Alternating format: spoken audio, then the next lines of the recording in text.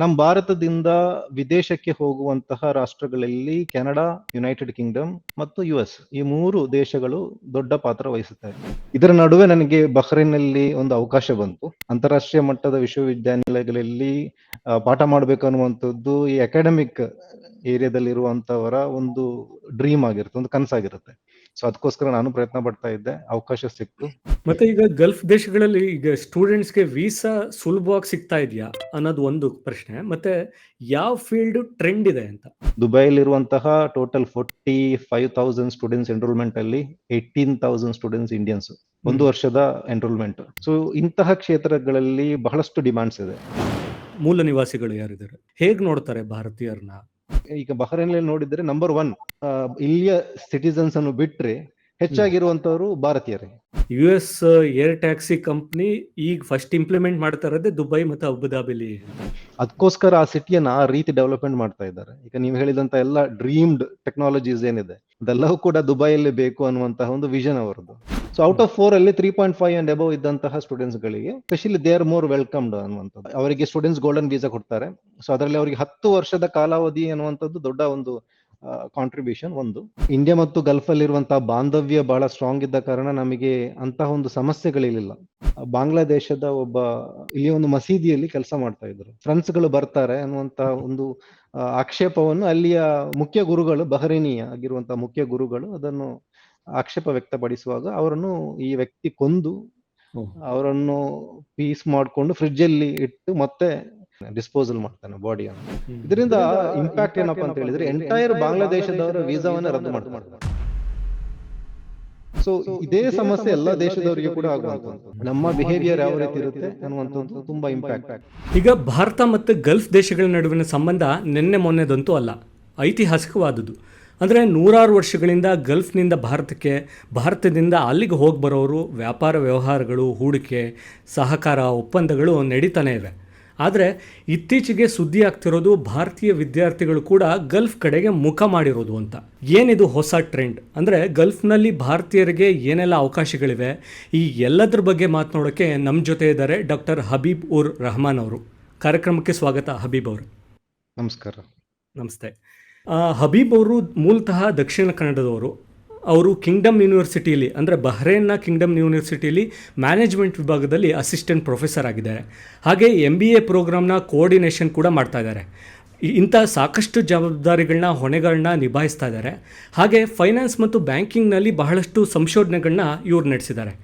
ನಾವು ಪ್ರಶ್ನೆಗಳಿಗೆ ಹೋಗೋಕ್ಕೂ ಮುಂಚೆ ಇವ್ರ ಜರ್ನಿ ಬಗ್ಗೆ ಒಂದಷ್ಟು ಅವರಿಂದನೇ ತಿಳ್ಕೊಳ್ಳೋಣ. ಹಬೀಬ್ ಅವರೇ ಹೇಳಿ, ಈಗ PhD ಅಂತೂ ಬೆಂಗಳೂರಿನಲ್ಲಿ ಮುಗಿಸಿದ್ರಿ, ಆದರೆ ಬಹ್ರೈನ್ಗೆ ಹೇಗೆ ಅವಕಾಶ ಸಿಕ್ತು, ಅಲ್ಲಿಗೆ ಯಾಕೆ ಹೋಗಬೇಕು ಅಂತ ಅನ್ನಿಸ್ತು ನಿಮಗೆ? ಸೊ ಪ್ರಥಮವಾಗಿ ಎಲ್ಲ ವಿಜಯ ಕರ್ನಾಟಕದ ವೀಕ್ಷಕರಿಗೆ ಸ್ವಾಗತವನ್ನು ಕೊಡ್ತಾ ಇದ್ದೇನೆ ಬಹ್ರೈನ್ನಿಂದ. ಸೊ ನನ್ನ ಜರ್ನಿ ಶುರುವಾಗಿರುವಂತದ್ದು Larsen and Toubro Limited, LNT ಅಂತ ಎಲ್ರಿಗೂ ಕೂಡ ಫೆಮಿಲಿಯರ್ ಆಗಿರುವಂತಹ ಒಂದು ಕಂಪನಿ ನಮ್ಮ ಭಾರತದಲ್ಲಿ. ನನ್ನ BCom ನಂತರ ನಾನು ನನ್ನ ಏನು ಕೆರಿಯರ್ ಅನ್ನು ಶುರು ಮಾಡಿರುವಂತದ್ದು LNT ಅಲ್ಲಿ. LNT finance and accounting department ಅಲ್ಲಿ ನಾನು ಕೆಲಸ ಮಾಡ್ತಾ ಇದ್ದೆ. ಒಂದು 2 ವರ್ಷ ಕೆಲಸ ಮಾಡಿದ ನಂತರ ನನ್ನ ಫೀಲ್ಡ್ ಇದಲ್ಲ ಅಂತ ನಂಗೆ ರಿಯಲೈಸ್ ಆಯ್ತು. ಅದಕ್ಕೆ ನಂತರ ಹೈಯರ್ ಎಜುಕೇಶನ್ಗೆ ನಾನು MBA ಮಾಡ್ಲಿಕ್ಕೆ ಹೋದೆ. ಸೊ MBA ನಾನು ಮಂಗಳೂರಿನ ಇಂಜಿನಿಯರಿಂಗ್ ಕಾಲೇಜಲ್ಲಿ ಶುರು ಮಾಡಿದ್ದೆ. ಅದು ವಿಶ್ವೇಶ್ವರಯ್ಯ ಟೆಕ್ನಿಕಲ್ ಯೂನಿವರ್ಸಿಟಿಯ ಮೂಲಕ MBA ಪಡ್ಕೊಂಡು ನಂತರ VTU ಅಲ್ಲಿ ನಾನು PhD ಇನ್ ಮ್ಯಾನೇಜ್ಮೆಂಟ್ ಅಲ್ಲಿ ಡಾಕ್ಟರ್ ರಶ್ಮಿ ಕೊಡಿಕಲ್ ಅವರ ಸೂಪರ್ವೈಸರ್ ನೇತೃತ್ವ ಗೈಡ್ಶಿಪ್ ಅಂಡರ್ ಅಲ್ಲಿ ಕಂಪ್ಲೀಟ್ ಮಾಡಿರುವಂತದ್ದು. ಇದರ ನಡುವೆ ನನಗೆ ಬಹ್ರೈನ್ನಲ್ಲಿ ಒಂದು ಅವಕಾಶ ಬಂತು. ಸೊ ಬಹ್ರೈನ್ ಅನ್ನುವಂಥದ್ದು ಒಂದು ಸಣ್ಣ ದ್ವೀಪ ಕಂಟ್ರಿ. ಅದು ನಮ್ಮ ದಕ್ಷಿಣ ಕನ್ನಡ ಜಿಲ್ಲೆಗೆ ಹೋಲಿಸಿದ್ರೆ ದಕ್ಷಿಣ ಕನ್ನಡ ಜಿಲ್ಲೆಯ ಒಂದು ಅರ್ಧದಷ್ಟು ಬರುವಂತಹ ಒಂದು ಸಣ್ಣ ದ್ವೀಪ. ಆದರೆ ಭೌಗೋಳಿಕವಾಗಿ ಬಹಳಷ್ಟು ಪ್ರಾತಿನಿಧ್ಯ ಹೊಂದಿರುವಂತಹ ಒಂದು ಗಲ್ಫ್ ಕಂಟ್ರಿಯಲ್ಲಿ ಬಹಳ ಪ್ರಮುಖ ಪಾತ್ರ ವಹಿಸುವಂತಹ ಒಂದು ರಾಷ್ಟ್ರ ಕೂಡ ಹೌದು. ಸೊ ಬಹ್ರೈನ್ನಲ್ಲಿ ಬಹಳಷ್ಟು ಪ್ರೈವೇಟ್ ಯೂನಿವರ್ಸಿಟೀಸ್ಗಳು ಕಾರ್ಯಾಚರಣೆ. ನಂಗೆ ಒಂದು ಅವಕಾಶ ಬಂತು ಅಂತಾರಾಷ್ಟ್ರೀಯ ಮಟ್ಟದ ವಿಶ್ವವಿದ್ಯಾನಿಲಯಗಳಲ್ಲಿ ಪಾಠ ಮಾಡಬೇಕು ಅನ್ನುವಂಥದ್ದು ಈ ಅಕಾಡೆಮಿಕ್ ಏರಿಯಾದಲ್ಲಿರುವಂತವರ ಒಂದು ಡ್ರೀಮ್ ಆಗಿರುತ್ತೆ, ಒಂದು ಕನಸಾಗಿರುತ್ತೆ. ಸೊ ಅದಕ್ಕೋಸ್ಕರ ನಾನು ಪ್ರಯತ್ನ ಪಡ್ತಾ ಇದ್ದೆ, ಅವಕಾಶ ಸಿಕ್ತು. ಸಾಮಾನ್ಯವಾಗಿ ಎಲ್ಲ ಇಂಟರ್ವ್ಯೂ ತರ ನನಗೆ ಕೂಡ ಇಂಟರ್ವ್ಯೂ ಮಾಡಿದ್ರು. ಬಟ್ ಇಲ್ಲಿ ಪ್ರಮುಖವಾಗಿ ನೋಡುವಂಥದ್ದು ಸಂಶೋಧನೆ. ಆ ಸಂಶೋಧನೆಯಲ್ಲಿ ನಂಗೆ ಆಸಕ್ತಿ ಇದ್ದ ಕಾರಣ ಅವಕಾಶವನ್ನು ನಂಗೆ ಕೊಟ್ರು. ಸೊ ಅದರ ನಂತರ ಬಹಳಷ್ಟು ಹೆಚ್ಚಿನ ಸ್ಟಡೀಸ್ಗಳನ್ನು ಮಾಡಬೇಕಾಗಿ ಬಂತು. ಅಂತಾರಾಷ್ಟ್ರೀಯ ಮಟ್ಟದಲ್ಲಿ ಏನು ಸ್ಟೂಡೆಂಟ್ಸ್ಗಳು ಇಲ್ಲಿ ಬರುವಂತಹ ಸಂದರ್ಭದಲ್ಲಿ MIT ಸೋಲನ್ ಬಿ ಸ್ಕೂಲಲ್ಲಿ ಆರ್ಟಿಫಿಷಿಯಲ್ ಇಂಟೆಲಿಜೆನ್ಸ್ ಅನ್ನುವಂತಹ ಒಂದು ಕೋರ್ಸ್ ಅನ್ನು ಮಾಡಿದೆ. ಮತ್ತೆ ಯೂನಿವರ್ಸಿಟಿ ಆಫ್ ಕ್ಯಾಂಬ್ರಿಡ್ಜ್ ಅಲ್ಲಿ ಫಿನ್ಟೆಕ್, ಇದೆಲ್ಲ ಈ ಆರ್ಟಿಫಿಷಿಯಲ್ ಇಂಟೆಲಿಜೆನ್ಸ್ ಫಿನ್ಟೆಕ್ ಇರುವಂತದ್ದು ಬಹಳ ಮುಖ್ಯವಾಗಿರುವಂತಹ ಕೋರ್ಸ್ಗಳು ಇತ್ತೀಚಿನ ದಿನಗಳಲ್ಲಿ. ಅದಕ್ಕೋಸ್ಕರ ಅದನ್ನೆಲ್ಲ ಮಾಡಬೇಕಾಗಿದೆ. ಅದಕ್ಕೋಸ್ಕರ ನಾವು ಅದನ್ನು ಕಂಪ್ಲೀಟ್ ಮಾಡಿದೆ. ನಂತರ ಫೆಲೋಶಿಪ್ ಸಿಕ್ತು ನನಗೆ, fellow of advance higher education United Kingdom ಅಲ್ಲಿ ಫೆಲೋ ಆಗಿ ಗುರುತಿಸಿದ್ರು. ನಂತರ chartered management institute United Kingdom ಅಲ್ಲಿ ಚಾರ್ಟರ್ಡ್ ಮ್ಯಾನೇಜರ್ ಅನ್ನುವಂತಹ ಒಂದು ರೆಕಗ್ನೈಸೇಷನ್. ಇದು ನಮ್ಮ ಈ ಅಕಾಡೆಮಿಕ್ ಅಲ್ಲಿ ಅಡ್ಮಿನಿಸ್ಟ್ರೇಷನ್ ಅಲ್ಲಿ ನಮ್ಮ ಕಾಂಟ್ರಿಬ್ಯೂಷನ್ ಅನ್ನು ನೋಡಿಕೊಂಡು ಕೊಡುವಂತಹ ಒಂದು ಪದವಿ. ಸೊ ಇದು ನನ್ನ ಒಂದು ಸಣ್ಣ ಜರ್ನಿ. ಈಗ ಸಂಶೋಧನೆ ಮಾಡ್ತಾ ಇದ್ದೀನಿ. MBA ವಿಭಾಗಕ್ಕೆ ಕೋಆರ್ಡಿನೇಷನ್ ಮಾಡ್ತಾ ಇದ್ದೀನಿ. ಅದರೊಟ್ಟಿಗೆ Bahrain institute of banking and finance, ಇಲ್ಲಿಯ ಪ್ರತಿಷ್ಠಿತವಾಗಿರುವಂತಹ ಒಂದು ಸಂಸ್ಥೆ, ಅದು ಸೆಂಟ್ರಲ್ ಬ್ಯಾಂಕ್ ಆಫ್ ಬಹ್ರೈನ್ ಅಂಡರಲ್ಲಿ ಬರುವಂಥದ್ದು. ಅಲ್ಲಿ ಸಬ್ಜೆಕ್ಟ್ ಎಕ್ಸ್ಪರ್ಟ್ ಆಗಿ ಕೂಡ ನಾನು ಕೆಲಸ ಮಾಡ್ತಾ ಇದ್ದೀನಿ. ಫೈನ್. ಈಗ ನಮಗೆ ಅಂದರೆ ಈ ವೀಸಾ ವಿಚಾರಗಳು ಸ್ವಲ್ಪ ತಲೆ ಕೊರಿತಾ ಇದೆ. ಯಾಕಂದರೆ ಅಮೇರಿಕ ಮತ್ತು ಕೆನಡಾದಲ್ಲಿ ಒಂದಷ್ಟು ವೀಸಾ ನಿಯಮಗಳು ಬದಲಾವಣೆ ಆಗ್ತಿದ್ದಂಗೆ ಈ ಭಾರತೀಯರು ಬೇರೆ ಕಡೆಗೆ ಓದೋದಕ್ಕೆ ಹೆಚ್ಚು ಒಲವು ತೋರಿಸ್ತಿದ್ದಾರೆ ಅಂತ. ಅಂದರೆ ಎಲ್ಲಿ ವೀಸಾ ಏನು ಪ್ರೊಸೆಸ್ ಆರಾಮಾಗಿರುತ್ತೋ ಅಲ್ಲಿಗೆ ಹೋಗಬೇಕು ಅಂತ. ಈಗ ಗಲ್ಫ್ ಕಡೆಗೆ ಭಾರತೀಯರು ಬರ್ತಿದಾರಾ? ಈಗ ನೀವು ಎಜುಕೇಷನ್ ಆ ವ್ಯವಸ್ಥೆಯಲ್ಲೇ ಇರೋರು, ನೀವು ನೋಡ್ತಿದ್ದೀರಾ ಭಾರತೀಯರು ಬರ್ತಿರೋದು ಅಥವಾ ವೀಸಾ ಬದಲಾವಣೆ ಬಗ್ಗೆ ಏನಾಗ್ತಿದೆ ಅನ್ನೋದು?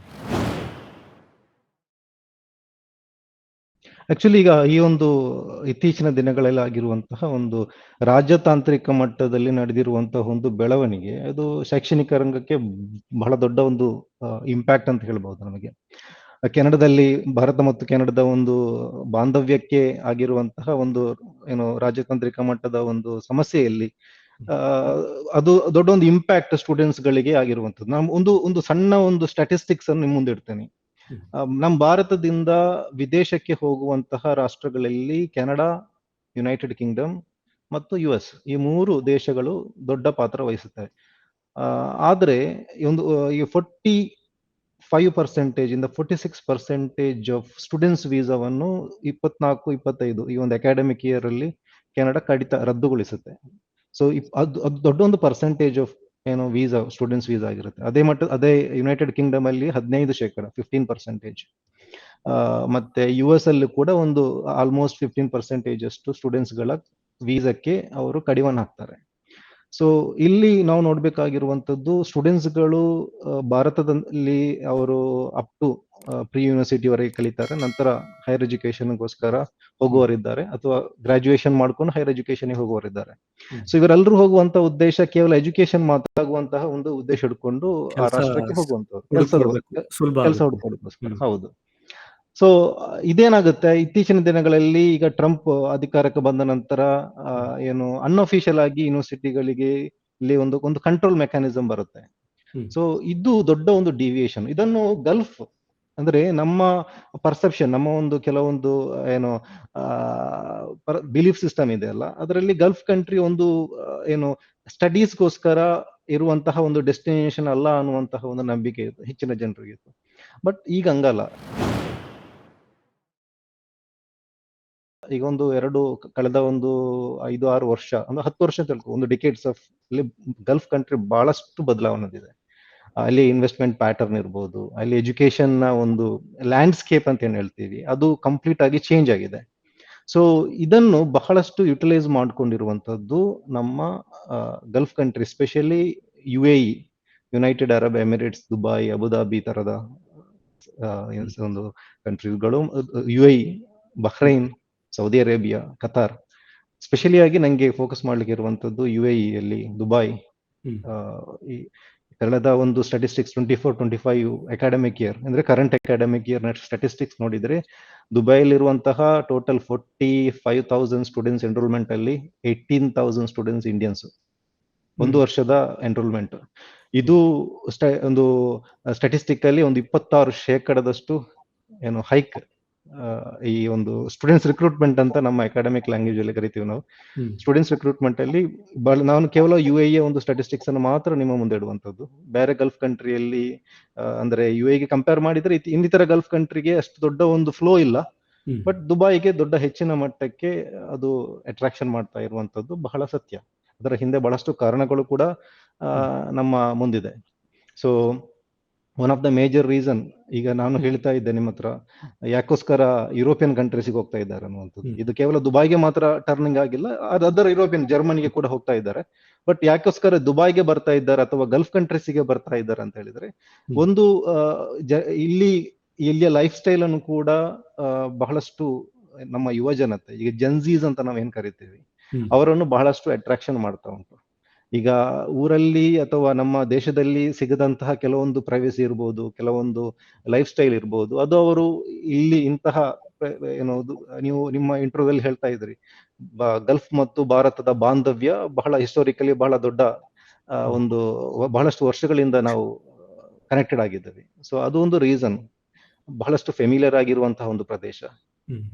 ಒಂದು 3 ಅಥವಾ 4 ಗಂಟೆಯ ಒಂದು ಅವಧಿಯಲ್ಲೇ ನಮ್ಮ ದೇಶಕ್ಕೆ ನಾವು ಯಾವ್ದಾದ್ರು ಎಮರ್ಜೆನ್ಸಿ ಇದ್ರೆ ಅಥವಾ ವೆರಿ ನಿಯರ್ ಬೈ ಕನೆಕ್ಟಿವಿಟಿ ಇರುವಂತದ್ದು. ಮತ್ತೆ ಇಲ್ಲಿಯ ಸಂಸ್ಕೃತಿ, ಇಲ್ಲಿಯ ಆಚಾರ ವಿಚಾರ ಬಹಳಷ್ಟು ಇಲ್ಲಿಯವರಿಗೆ ಭಾರತದ ಜನರ ಬಗ್ಗೆ ಮತ್ತು ನಮ್ಗೆ ಇಲ್ಲಿಯವರ ಬಗ್ಗೆ ದೊಡ್ಡ ಒಂದು ಗ್ಯಾಪ್ ಇಲ್ಲ. ಸೊ ಮ್ಯೂಚುವಲ್ ಆಗಿ ಬಹಳ ಅಂಡರ್ಸ್ಟ್ಯಾಂಡಿಂಗ್ ಇರುವಂತಹ ಒಂದು ಪ್ರದೇಶ. ಇದೆಲ್ಲವೂ ಕೂಡ ಒಂದು ಕಾರಣ. ಅದರ ಒಟ್ಟಿಗೆ ನಾವು ನೋಡಿದ ಹಾಗೆ, ನಾನು ಇಲ್ಲಿ ಬಂದು ಆಲ್ಮೋಸ್ಟ್ 7 ವರ್ಷಗಳ ನನ್ನ ಒಂದು ಅಬ್ಸರ್ವೇಷನ್ ಅಲ್ಲಿ ಇಲ್ಲಿಯ ಎಜುಕೇಶನ್ ಸಿಸ್ಟಮ್ ಬಹಳಷ್ಟು ಬದಲಾವಣೆ ಹೊಂದಿದೆ. ಒಂದು. ಎರಡನೇದು, ಇಲ್ಲಿರುವಂತಹ ಇನ್ಸ್ಟಿಟ್ಯೂಷನ್ಸ್ ಗಳೇನಿವೆ ಅದು ಅಂತಾರಾಷ್ಟ್ರೀಯ ಮಟ್ಟದಲ್ಲಿ ಇರುವಂತಹ ಕ್ಯಾಂಪಸ್ಗಳು. ಈಗ ಫಾರ್ ಎಕ್ಸಾಂಪಲ್, ಈಗ ಯಾವ ಒಂದು ಅಮೌಂಟ್ ಅನ್ನು ಇನ್ವೆಸ್ಟ್ಮೆಂಟ್ ಮಾಡಿಕೊಂಡು ನಾವು US ಗೆ ತಮ್ಮ ಮಕ್ಕಳನ್ನು ಕಳಿಸ್ತೀರಾ ಅಥವಾ UK ಗೆ ಕಳಿಸ್ತೀರಾ, ಅದೇ ಕ್ಯಾಂಪಸ್ಗಳು ದುಬೈಯಲ್ಲಿ ಅಥವಾ ಬಹ್ರೈನ್ ನಲ್ಲಿ ಇರ್ಬೋದು, ಇನ್ನಿತರ ಗಲ್ಫ್ ಕಂಟ್ರೀಸ್ ಅಲ್ಲಿ ಎಸ್ಟಾಬ್ಲಿಷ್ ಮಾಡಿದ್ದಾರೆ. ಸೊ ಅಲ್ಲಿಯ ಕ್ಯಾಂಪಸ್ ಇಲ್ಲಿ ಕೂಡ ನಮಗೆ ಅದೇ ಕ್ಯಾಂಪಸ್, ಅದೇ ಅಂತಹ ಒಂದು ಎಜುಕೇಶನ್ ಇಲ್ಲಿ ಸ್ಟೂಡೆಂಟ್ಸ್ ಗಳಿಗೆ ಸಿಗ್ತಾ ಇರುವಂತದ್ದು. ಅದರೊಟ್ಟಿಗೆ ಇಲ್ಲಿಯ ಗಲ್ಫ್ ಮೂಲದ ಯೂನಿವರ್ಸಿಟಿಗಳು, ಅವರು ಮತ್ತು ಇಂತಹ ವಿದೇಶಿ ಯೂನಿವರ್ಸಿಟಿಗಳ ನಡುವೆ ಒಡಂಬಡಿಕೆಗಳು ಹೆಚ್ಚಾಗಿ ನಡೀತವೆ. ಸೊ ಆದ ಕಾರಣ ಒಂದು ಹಣಕಾಸಿನ ಮಟ್ಟಿಗೆ ನಾವು ಥಿಂಕ್ ಮಾಡೋದಾದ್ರೆ, ಎಷ್ಟು ನಾವು ಹಣವನ್ನು ಅಲ್ಲಿಗೆ ಇನ್ವೆಸ್ಟ್ಮೆಂಟ್ ಮಾಡ್ತೀವೋ ಅಷ್ಟು ಹಣವನ್ನು ಇನ್ವೆಸ್ಟ್ಮೆಂಟ್ ಮಾಡುವಂತ ಅವಶ್ಯಕತೆ ಇರುವುದಿಲ್ಲ. ಒಂದು. ಎರಡನೇದು, ನಾ ಹೇಳಿದಂತಹ ಇನ್ನಿತರ ಕಾರಣಗಳು ಕೂಡ ಇದಕ್ಕೆ ಪೂರಕವಾಗಿರುವಂತಹ ವಾತಾವರಣ. ಇದರೊಟ್ಟಿಗೆ ಈಗ ಕೆಲವೊಂದು ನಾವು ಇತ್ತೀಚೆಗೆ ಸಾಮಾಜಿಕ ಜಾಲತಾಣಗಳಲ್ಲಿ ತಾವೆಲ್ಲ ಗಮನಿಸಿರ್ಬೋದು, ಅಲ್ಲಿಯ ಭಾರತೀಯ ಮೂಲದ ವಿದ್ಯಾರ್ಥಿಗಳಿಗೆ ಆಗುವಂತಹ ಕೆಲವೊಂದು ಅನುಭವಗಳು, ಕೆಟ್ಟ ಅಂದ್ರೆ ರೇಸಿಸಂ ತರದ ಒಂದು ಅನುಭವಗಳೇನಿದೆ, ಅದು ಇಲ್ಲಿಗೆ ಕಂಪೇರ್ ಮಾಡಿದ್ರೆ ಬಹಳಷ್ಟು ಕಮ್ಮಿ ಇದೆ. ಅಂತಹ ಕೇಸಸ್ಗಳು ದೊಡ್ಡ ಮಟ್ಟಿಗೆ ಇಲ್ಲಿ ಇಲ್ಲ. ಸಮಸ್ಯೆಗಳು ಇಲ್ಲ ಅಂತ ಹೇಳ್ತಾ ಇಲ್ಲ, ಆದ್ರೂ ಅದು ಕಂಪೇರ್ ಮಾಡಿದ್ರೆ ದೊಡ್ಡ ಮಟ್ಟಿಗೆ ಸಮಸ್ಯೆ ಇಲ್ಲ. ಆದ ಕಾರಣ ಅದು ಕೂಡ ಒಂದು ಪೂರಕ ವಾತಾವರಣ ಕೂಡ ಹೌದು. ಈ ಒಂದು ಟ್ರಾನ್ಸ್ಫಾರ್ಮೇಶನ್ ಅಂತ ಹೇಳ್ತೀವಿ, ಚೇಂಜಸ್ ಅಂತೀವಿ, ಅದಕ್ಕೆ ಒಂದು ಕಾರಣ ಕೂಡ ಹೌದು. ಮತ್ತೆ ಈಗ ಗಲ್ಫ್ ದೇಶಗಳಲ್ಲಿ ಈಗ ಸ್ಟೂಡೆಂಟ್ಸ್ಗೆ ವೀಸಾ ಸುಲಭವಾಗಿ ಸಿಗ್ತಾ ಇದೆಯಾ ಅನ್ನೋದು ಒಂದು ಪ್ರಶ್ನೆ. ಮತ್ತೆ ಯಾವ ಫೀಲ್ಡ್ ಟ್ರೆಂಡ್ ಇದೆ ಅಂತ, ಟೆಕ್ನಾಲಜಿನ ಅಥವಾ ಫೈನಾನ್ಸ್ ಆ ಥರ ಯಾವುದು? ಆಕ್ಚುಲಿ ಈ ಒಂದು ಬೆಳವಣಿಗೆ ನಂತರ ನೀವು ಈ US ಅಲ್ಲಿ ಅಥವಾ ಇಂತಹ ಪಾಶ್ಚಿಮಾತ್ಯ ದೇಶದಲ್ಲಿ ಆಗಿರುವಂತಹ ಒಂದು ಬೆಳವಣಿಗೆ ನಂತರ ಇದೊಂದು ಅಪರ್ಚುನಿಟಿ ಕೂಡ ಹೌದು. ಕಮರ್ಷಿಯಲಿ ಅವರು ಕೂಡ ಈ ಒಂದು ಸಿಚುವೇಶನ್ ಅನ್ನು ಮೆಟೀರಿಯಲೈಸ್ ಮಾಡ್ಕೋತಾರೆ ಅನ್ನುವಂಥದ್ದು. ಇಲ್ಲಿ 2 ತರದ ವೀಸಾ ಇದನ್ನು ಕೊಟ್ಟಿದ್ದಾರೆ. ಒಂದು, ಸ್ಟೂಡೆಂಟ್ಸ್ ಗೆ ಸಿಗುವಂತಹ ರೆಗ್ಯುಲರ್ ಸ್ಟೂಡೆಂಟ್ಸ್ ವೀಸಾ ಇದೆ. ಅದು ಎಲ್ಲಾ ಗಲ್ಫ್ ಕಂಟ್ರಿಯಲ್ಲಿ ಕಾಮನ್ ಆಗಿ ಸಿಗುವಂತಹ ವೀಸಾ. ಅದರಲ್ಲಿ ಹೆಚ್ಚಿನ ಸ್ಟೂಡೆಂಟ್ಸ್ ಗಳು ಎನ್ರೋಲ್ ಆಗ್ತಾರೆ. ಎರಡನೇದು, ಇಂಟ್ರೊಡ್ಯೂಸ್ ಮಾಡಿದ್ದಾರೆ. ಇದು ಗೋಲ್ಡನ್ ವೀಸಾ ಇರುವಂತದ್ದು 5 ವರ್ಷ ಅಥವಾ 10 ವರ್ಷದ ಕಾಲಾವಧಿಯಲ್ಲಿರುವಂತಹ ವೀಸಾಗಳು ಸ್ಟೂಡೆಂಟ್ಸ್ ಗಳಿಗೆ ಸಿಗುವಂತದ್ದು. ಅದರಲ್ಲಿ ಕೂಡ ಕೆಲವೊಂದು ರೆಸ್ಟ್ರಿಕ್ಷನ್ಸ್ ಇದೆ. ಎಸ್ಪೆಷಲಿ ಈಗ 3.5 ಇಲ್ಲಿ GP ಅಂತ ನಾವು ಕರಿತೀವಿ. ಈ GP ಅನ್ನುವಂಥದ್ದು ಈಗ ನಮ್ಮಲ್ಲಿ ಡಿಸ್ಟಿಂಕ್ಷನ್ ಅಂತ ಏನೋ ಕರಿತಾ ಇದ್ವಿ, ಅಥವಾ ಗ್ರೇಡ್ ಸಿಸ್ಟಮ್ ಏನಿದೆ, ಸ್ಕೋರ್ ಸಿಸ್ಟಮ್, ಅದೇ ರೀತಿ GPA ಇದೆ. ಸೊ ಔಟ್ ಆಫ್ 4 ಅಲ್ಲಿ 3.5 ಅಂಡ್ ಅಬವ್ ಇದ್ದಂತಹ ಸ್ಟೂಡೆಂಟ್ಸ್ ಗಳಿಗೆ ಕಾಮನ್ ಆಗಿ especially they are more welcomed ಅನ್ನುವಂಥದ್ದು. ಅವರಿಗೆ ಕೊಡುವಂತಹ ಫೆಸಿಲಿಟೀಸ್ಗಳು ತುಂಬಾ, ಅವರಿಗೆ ಸ್ಟೂಡೆಂಟ್ಸ್ ಗೋಲ್ಡನ್ ವೀಸಾ ಕೊಡ್ತಾರೆ. ಸೊ ಅದರಲ್ಲಿ ಅವರಿಗೆ 10 ವರ್ಷದ ಕಾಲಾವಧಿ ಅನ್ನುವಂಥದ್ದು ದೊಡ್ಡ ಒಂದು ಕಾಂಟ್ರಿಬ್ಯೂಷನ್. ಒಂದು. ಎರಡನೇದ್ದು, ಈ ಸಂಶೋಧನೆಗೋಸ್ಕರ ಇತ್ತೀಚಿನ ದಿನಗಳಲ್ಲಿ ದೊಡ್ಡ ಮಟ್ಟಿಗೆ ಇನ್ವೆಸ್ಟ್ಮೆಂಟ್ ಇಲ್ಲಿಯ ಎಲ್ಲಾ ಯೂನಿವರ್ಸಿಟೀಸ್ಗಳು ಮಾಡ್ತಾ ಇದೆ. ಅದನ್ನ ಇಲ್ಲಿಯ ಸರ್ಕಾರ ಕೂಡ ಬಹಳ ಕ್ಲೋಸ್ ಆಗಿ ಮಾನಿಟರ್ ಕೂಡ ಮಾಡ್ತಾ ಇದ್ದಾರೆ. ಆದ ಕಾರಣ ಇಲ್ಲಿ ಸಂಶೋಧಕರಿಗೆ ಈ ಗೋಲ್ಡನ್ ವೀಸಾವನ್ನು ಕೂಡ ಕೊಡ್ತಾ ಇದ್ದಾರೆ. ಸೊ ಇದು ಒಂದು ದೊಡ್ಡ ಬೆನಿಫಿಟ್. ಇಲ್ಲಿ ಏನು ಅರ್ಥ ಮಾಡ್ಬೇಕಂತ ಹೇಳಿದ್ರೆ, ಈಗ ಒಂದು ಫಾರ್ ಎಕ್ಸಾಂಪಲ್ ಒಂದು ಮಿನಿಮಮ್ ಗ್ರಾಜುಯೇಷನ್ ಮಾಡ್ಲಿಕ್ಕೆ 4 ವರ್ಷದ ಕಾಲಾವಧಿ ಬೇಕು, ಅಥವಾ ಪೋಸ್ಟ್ ಗ್ರಾಜುಯೇಷನ್ಗೆ 2 ವರ್ಷದ ಕಾಲಾವಧಿ ಬೇಕು. ಈ 4 ವರ್ಷ ಅಥವಾ 2 ವರ್ಷದ ಕಾಲಾವಧಿಯ ನಂತರ 2 ವರ್ಷ ಅಧಿಕ ವರ್ಷ ಕೊಡ್ತಾ ಇದ್ದಾರೆ ಅವರಿಗೆ, ಅಂದ್ರೆ ಕೆಲಸ ಹುಡುಕಕ್ಕಿರ್ಬೋದು. ಅದೊಂದು ದೊಡ್ಡ ಒಂದು ಕುಶನ್ ಟೈಮ್ ಅಂತ ನಾವು ನೋಡ್ಬೋದು. ಮೊದಲು ಆ ಒಂದು ವ್ಯವಸ್ಥೆ ಇಲ್ಲಿರ್ಲಿಲ್ಲ. ಇತ್ತೀಚೆಗೆ ಅಂತಹ ಒಂದು ವ್ಯವಸ್ಥೆಯನ್ನು ಕೂಡ ಗಲ್ಫ್ ಕಂಟ್ರಿ ಮಾಡಿದ ಕಾರಣ ಸ್ಟೂಡೆಂಟ್ಸ್ ಗಳಿಗೆ ಅಲ್ಲಿ ಕೋರ್ಸ್ ಕಂಪ್ಲೀಷನ್ ಮಾಡಬಹುದು, ಪ್ಲಸ್ ಅಲ್ಲೇ ಕೆಲಸ ಹುಡ್ಕೊಂಡು ಕೆಲಸ ಹುಡುಕುವಂತ ಅವಕಾಶ. ಈಗ ರಿಸರ್ಚ್ ಮಾಡಬೇಕು ಅಂತ ಇಂಟ್ರೆಸ್ಟ್ ಇದ್ರೂನು ಮುಂದಿನ ಹೆಜ್ಜೆ ಇಡೋದಕ್ಕೆ ಅವಕಾಶ ಹೆಜ್ಜೆ ಇಡೋದಕ್ಕೆ ಅವಕಾಶ ಇದೆ. ಸ್ಟೈಫಂಡ್, ದೊಡ್ಡ ಮಟ್ಟಿಗೆ ಸ್ಟೈಫಂಡ್ ಕೊಡ್ತಾ ಇದ್ದಾರೆ. ಇಲ್ಲಿ ಬಹಳಷ್ಟು ಸ್ಟೇಟ್ ಯೂನಿವರ್ಸಿಟಿಗಳಿವೆ. ಸ್ಟೇಟ್ ಯೂನಿವರ್ಸಿಟಿಗಳಂತ ಹೇಳಿದ್ರೆ ಇಲ್ಲಿಯ ಸರ್ಕಾರ ಡೈರೆಕ್ಟ್ ಆಗಿ ಫಂಡ್ ಮಾಡುವಂತಹ. ಈಗ ಕೆಲವೊಂದು ಭಾರತೀಯರಿಗೆ ಕೂಡ ಇತ್ತೀಚೆಗೆ ಕತಾರಲ್ಲಿ ಕೂಡ ಒಂದು ಭಾರತೀಯ ಮಹಿಳೆಗೆ ಒಂದು ದೊಡ್ಡ ಒಂದು ಬಲ್ಕ್ ಸ್ಟೈಫಂಡ್ ಸಿಕ್ಕಿದೆ. ಅಂದ್ರೆ PhD ಮಾಡ್ಲಿಕ್ಕೋಸ್ಕರ ಕೊಟ್ಟಿರುವಂತಹ ಒಂದು ಸ್ಟೈಫಂಡ್ ನಮಗೆ ನಮ್ಮ ದೇಶ ಕಂಪೇರ್ ಮಾಡಿದ್ರೆ ಒಂದು ಕೋಟಿಯ ಹತ್ತಿರ ರೀಚ್ ಆಗುವಂತಹ ಒಂದು ಬಜೆಟ್ ಅದು. ಸೊ ಅದರಲ್ಲಿ ಒಂದು ಅವರಿಗೆ ಅಲ್ಲಿ ರಿಸರ್ಚ್ ಕಂಟಿನ್ಯೂ ಮಾಡಬಹುದು, ಮತ್ತೆ ಅಂತಹ ಯೂನಿವರ್ಸಿಟಿಯಲ್ಲಿ ರಿಸರ್ಚ್ ಮಾಡಿದಂತಹ ಏನೋ ಸ್ಟೂಡೆಂಟ್ಸ್ ಏನಿದ್ದಾರೆ ಅಥವಾ ಸ್ಕಾಲರ್ಸ್ ಏನಿದ್ದಾರೆ, ಸೊ ಇದನ್ನು ಅವರು ಕೇವಲ ಅಲ್ಲಿಯ ಸಿಟಿಸನ್ಸ್ಗೆ ಮಾತ್ರ ರಿಸ್ಟ್ರಿಕ್ಷನ್ ಆಗಿ ಇಡುವಂತದ್ದಲ್ಲ, ವಿಶ್ವದ ಯಾವ ಮೂಲೆಯಲ್ಲಿರುವಂತ ಜನರಿಗೂ ಕೂಡ ಅಪ್ಲೈ ಮಾಡಬಹುದು ಈ ಒಂದು ಸ್ಟೈಫಂಡಿಗೆ. ಮತ್ತು ಅದರ ಸೆಲೆಕ್ಷನ್ ಪ್ರೋಸೆಸ್ ಅಲ್ಲಿ ಕಂಪ್ಲೀಷನ್ ಆದರೆ ಅವರಿಗೆ ಒಂದು ಬೆನಿಫಿಟ್ ಕೂಡ ಸಿಗುತ್ತೆ. ಈಗ ಆಕ್ಚುಲಿ ಗಲ್ಫ್ ಕಂಟ್ರಿಯಲ್ಲಿ ನಮ್ ದೇಶಕ್ಕೆ ನಾವು ಕಂಪೇರ್ ಮಾಡಿದ್ರೆ ನಮ್ಮಲ್ಲಿ ಮೆಡಿಕಲ್ ಎಜುಕೇಶನ್ಗೆ ದೊಡ್ಡ ಮಟ್ಟಿಗೆ ಡಿಮಾಂಡ್ಸ್ ಇರುತ್ತೆ. ಯಾಕಂತ ಹೇಳಿದ್ರೆ ಮೆಡಿಕಲ್ ಎಜುಕೇಶನ್ಗೆ ಹೆಚ್ಚಾಗಿ ಇಂಡಿಯಾಕ್ಕೆ ಬಂದು ಸ್ಟಡಿ ಮಾಡ್ತಾರೆ ಈ ಏಷ್ಯಾದಲ್ಲಿರುವಂತಹ ಒಂದು ಇನ್ಸ್ಟಿಟ್ಯೂಷನ್ಸ್ ಅನ್ನು ನೋಡಿದ್ರೆ. ಬಟ್ ಗಲ್ಫ್ ಅಲ್ಲಿ ಇರುವಂತದ್ದು ಟೆಕ್ನಾಲಜಿ ಮತ್ತು ಮ್ಯಾನೇಜ್ಮೆಂಟ್. ನಾನೀಗ ಹೇಳ್ತಾ ಇದ್ದೆ, ನಿಮ್ಮಲ್ಲಿ ಫಿನ್ಟೆಕ್, ಫೈನಾನ್ಷಿಯಲ್ ಟೆಕ್ನಾಲಜಿ ಇರ್ಬೋದು, ಡೇಟಾ ಸೈನ್ಸ್ ಇರ್ಬೋದು, ಅಥವಾ ಇಂಜಿನಿಯರಿಂಗ್ ಅಲ್ಲಿ ಇರುವಂತಹ ಆರ್ಟಿಫಿಷಿಯಲ್ ಇಂಟೆಲಿಜೆನ್ಸ್ ತರದ ಏರಿಯಾಸ್ ಇರ್ಬೋದು. ಸೊ ಇಂತಹ ಕ್ಷೇತ್ರಗಳಲ್ಲಿ ಬಹಳಷ್ಟು ಡಿಮಾಂಡ್ಸ್ ಇದೆ. ಇಲ್ಲಿಯ ಬ್ಯಾಂಕಿಂಗ್ ಸೆಕ್ಟರ್ ಆಗಿರ್ಬೋದು, ಅಥವಾ ಈಗ ಈ ಗಲ್ಫ್ ಕಂಟ್ರಿ ಅನ್ನುವಂಥದ್ದು ಹೆಚ್ಚಿನ ಎಲ್ಲಾ ಅಂತಾರಾಷ್ಟ್ರೀಯ ಮಟ್ಟದ ಬಹುದೊಡ್ಡ ಈ ಮಲ್ಟಿನ್ಯಾಷನಲ್ ಕಂಪನೀಸ್ ಏನಿದೆ ಅವರೆಲ್ಲರೂ ಕೂಡ ಇನ್ವೆಸ್ಟ್ಮೆಂಟ್ ಮಾಡ್ತಾ ಇದ್ದಾರೆ. ಈಗ ಸೌದಿ ಅರೇಬಿಯಾದಲ್ಲಿರುವಂತಹ ದೊಡ್ಡ ಮಟ್ಟಿಗೆ ಒಂದು ಇನ್ವೆಸ್ಟ್ಮೆಂಟ್, ಅಲ್ಲಿಯ ರಿಯಾದ್ ಕೇಳಿರ್ತಾರೆ ಎಲ್ಲರೂ. ಸೊ ರಿಯಾದ್ ಅಲ್ಲಿ ಒಂದು ದೊಡ್ಡ ಕ್ಯಾಪಿಟಲ್ ಹಬ್ ಮಾಡ್ತಾ ಇದ್ದಾರೆ ಅವರು. ಸೊ ಅಲ್ಲಿ ಒಂದು ಏನಾದರೂ 10 years ಒಂದು ಗ್ಯಾಪ್ ಅಲ್ಲಿ ರಿಯಾದ್ ಅನ್ನುವಂಥದ್ದು ಬಹುಶಃ ಈ ನಮ್ಮ ಏಷ್ಯಾದ ಒಂದು ಯುರೋಪ್ ಅನ್ನುವಂತಹ ಒಂದು ನಿಟ್ಟಿನಲ್ಲಿ ಇನ್ವೆಸ್ಟ್ಮೆಂಟ್ ನಡೀತಾ ಇದೆ. ಮೋಸ್ಟ್ಲಿ ಇದರಲ್ಲಿ ಟೆಸ್ಲಾ ಫಸ್ಟ್ ಬಂದಿದ್ದು ಅಲ್ಲೇ ಅನ್ಸುತ್ತೆ, ರಿಯಾದ್. ಹೌದು. ಈ ಅಲ್ಲಿ ನಿಯೋಮ್ ಅನ್ನುವಂತಹ ಒಂದು ಮೆಗಾ ಪ್ರಾಜೆಕ್ಟ್ ನಡೀತಾ ಉಂಟು. ಆ ಪ್ರಾಜೆಕ್ಟ್ ಅಲ್ಲಿ ಆಲ್ಮೋಸ್ಟ್ ಎಲ್ಲ ಆರ್ಟಿಫಿಷಿಯಲ್ ಇಂಟೆಲಿಜೆನ್ಸ್ ಇರ್ಬೋದು, ನಿಮ್ಮ ಆಗ್ಯುಮೆಂಟ್ ರಿಯಾಲಿಟೀಸ್ ಇರ್ಬೋದು, ಇಂತಹ ಈ ಟೆಕ್ನಾಲಜಿ ಓರಿಯೆಂಟೆಡ್ ಆಗಿರುವಂತಹ ಇನ್ವೆಸ್ಟ್ಮೆಂಟ್ಗಳು, ಅಂತಹ ಸಿಸ್ಟಮ್ಗಳು ಡೆವಲಪ್ಮೆಂಟ್ ಆಗ್ತಾ ಇದೆ. ಸೊ ಅಲ್ಲಿಗೆ ಬಹಳಷ್ಟು ರಿಕ್ವೈರ್ಮೆಂಟ್ ಇರುತ್ತೆ. ಅದಕ್ಕೋಸ್ಕರ ಈ ಗಲ್ಫ್ ಕಂಟ್ರೀಸ್ ಅಲ್ಲಿ ನಮಗೆ ಈ ಇನ್ ಟರ್ಮ್ಸ್ ಆಫ್ ಎಜುಕೇಶನ್ ಅಲ್ಲಿ ನೋಡ್ಲಿಕ್ಕೆ ಸಾಧ್ಯ ಆಗುವಂತದ್ದು ಇಂತಹ ಏರಿಯಾಸ್ಗಳು, ಟೆಕ್ನಾಲಜಿ ಮತ್ತು science and technology, as well as ನಮ್ಮ ಮ್ಯಾನೇಜ್ಮೆಂಟ್ ಕ್ಷೇತ್ರಕ್ಕೆ ಬಂದ್ರೆ ಫೈನಾನ್ಷಿಯಲ್ ಟೆಕ್ನಾಲಜಿ ಇರ್ಬೋದು, ಅಥವಾ ಆರ್ಟಿಫಿಷಿಯಲ್ ಇಂಟೆಲಿಜೆನ್ಸ್ ಇನ್ ಮ್ಯಾನೇಜ್ಮೆಂಟ್ ಇರ್ಬೋದು. ಕ್ಷೇತ್ರದಲ್ಲೂ ಕೂಡ ಅವರು ಆರ್ಟಿಫಿಷಿಯಲ್ ಇಂಟೆಲಿಜೆನ್ಸ್ ಅನ್ನು ತರ್ತಾ ಇದ್ದಾರೆ. ಈಗ ಸಾಮಾನ್ಯವಾಗಿ ನಮ್ಮ ಈ ಶಾಪ್ಗಳಲ್ಲಿ ಇರ್ಬೋದು ಅಥವಾ ಮಾಲ್ಗಳಲ್ಲಿ ಇರ್ಬೋದು, ಎಲ್ಲರಲ್ಲಿ ನೀವು ನೋಡಿದ್ರೆ ನಮ್ಮ ಆಟೋಮೇಶನ್ ಅನ್ನುವಂತ ಕಾನ್ಸೆಪ್ಟ್ ಏನಿದೆ, ನಾವು ಓದಿರ್ತೀವಿ, ನೋಡಿರ್ತೀವಿ, ಅಥವಾ ಚೈನಾದಲ್ಲಿ ಆಗಿರುವಂತಹ ಕೆಲವೊಂದು ಕಾನ್ಸೆಪ್ಟ್ ಏನಿದೆ, ಅದನ್ನು ನಮಗೆ ಇಲ್ಲಿ ಎಕ್ಸ್ಪೀರಿಯನ್ಸ್ ಮಾಡುವಂತಹ ಅವಕಾಶ ಕೂಡ ಇದೆ. ಸೊ ಆ ಮಟ್ಟಿಗೆ ಉದಾಹರಣೆ ಹೇಳ್ಬೋದಾ ಯಾವ ತರ? ಫಾರ್ ಎಕ್ಸಾಂಪಲ್, ಈಗ ಈ ಬಿಲ್ಲಿಂಗ್ ಸಿಸ್ಟಮ್ ನಮ್ ದೇಶದಲ್ಲೂ ಕೂಡ ಈಗ ಶುರು ಆಗಿದೆ. ಕೆಲವೊಂದು ಮೆಟ್ರೋ ಸಿಟಿಗಳಲ್ಲೆಲ್ಲ ನಿಮಗೆ ನೋಡ್ಲಿಕ್ಕೆ ಸಾಧ್ಯ ಆಗುತ್ತೆ. ಈ ಬಿಲ್ಲಿಂಗ್ ಸಿಸ್ಟಮ್ ಆಟೋಮೇಶನ್ಸ್ ಅನ್ನುವಂಥದ್ದು ಕೆಲವೊಂದು ವರ್ಷಗಳ ಹಿಂದೆನೆ ಶುರುವಾಗಿದೆ ಇಲ್ಲಿ. ಸೊ ಅದು ಮಾತ್ರ ಅಲ್ಲ, ರೋಬೋಟ್ ಅನ್ನು ಫಾರ್ ಎಕ್ಸಾಂಪಲ್, ಈಗ ನಾನು ಕೆಲಸ ಮಾಡುವಂತಹ BABF ಅಲ್ಲಿ ರೋಬೋಟ್ ಅಸಿಸ್ಟೆಂಟ್ಸ್ ಅನ್ನುವಂತ ಒಂದು ಕಾನ್ಸೆಪ್ಟ್ ಇದೆ. ಅಂದ್ರೆ ನಾವು ಹೋಗಿ ರಿಸೆಪ್ಷನ್ ಹತ್ರ ಮಾತಾಡುವಂತ ಅವಕಾಶ ಇಲ್ಲ. ಡೈರೆಕ್ಟ್ ಆಗಿ ರೋಬೋಟ್ ಅಲ್ಲಿ ನಮಗೆ ಎಲ್ಲಿ ಹೋಗ್ಬೇಕಂತ ಹೇಳಿದ್ರೆ ರೋಬೋಟ್ ನಮ್ಮನ್ನು ಕರ್ಕೊಂಡು ಹೋಗುತ್ತೆ. ಇಲ್ಲಿ ಹಾಸ್ಪಿಟಲ್ ಅಲ್ಲಿ ಕೂಡ ಕಂಪ್ಲೀಟ್ ಆಟೋಮೇಶನ್ಸ್ ಇದೆ. ಈ ಮೆಡಿಕಲ್ ಸೆಕ್ಟರ್ ಅಲ್ಲಿ ಕೂಡ ಆರ್ಟಿಫಿಷಿಯಲ್ ಇಂಟೆಲಿಜೆನ್ಸ್ ಅನ್ನು ತಂದು ರೋಬೋ ಬೇಸ್ಡ್ ಥಿಯೇಟರ್ಸ್ ನಿಮ್ಮ ಅಥವಾ ಅಸಿಸ್ಟೆನ್ಸ್, ಇದೆಲ್ಲವೂ ಕೂಡ ನಮಗೆ ಇಲ್ಲಿ ಕಾಣ್ಲಿಕ್ಕೆ ಸಾಧ್ಯ ಆಗ್ತಾ ಉಂಟು.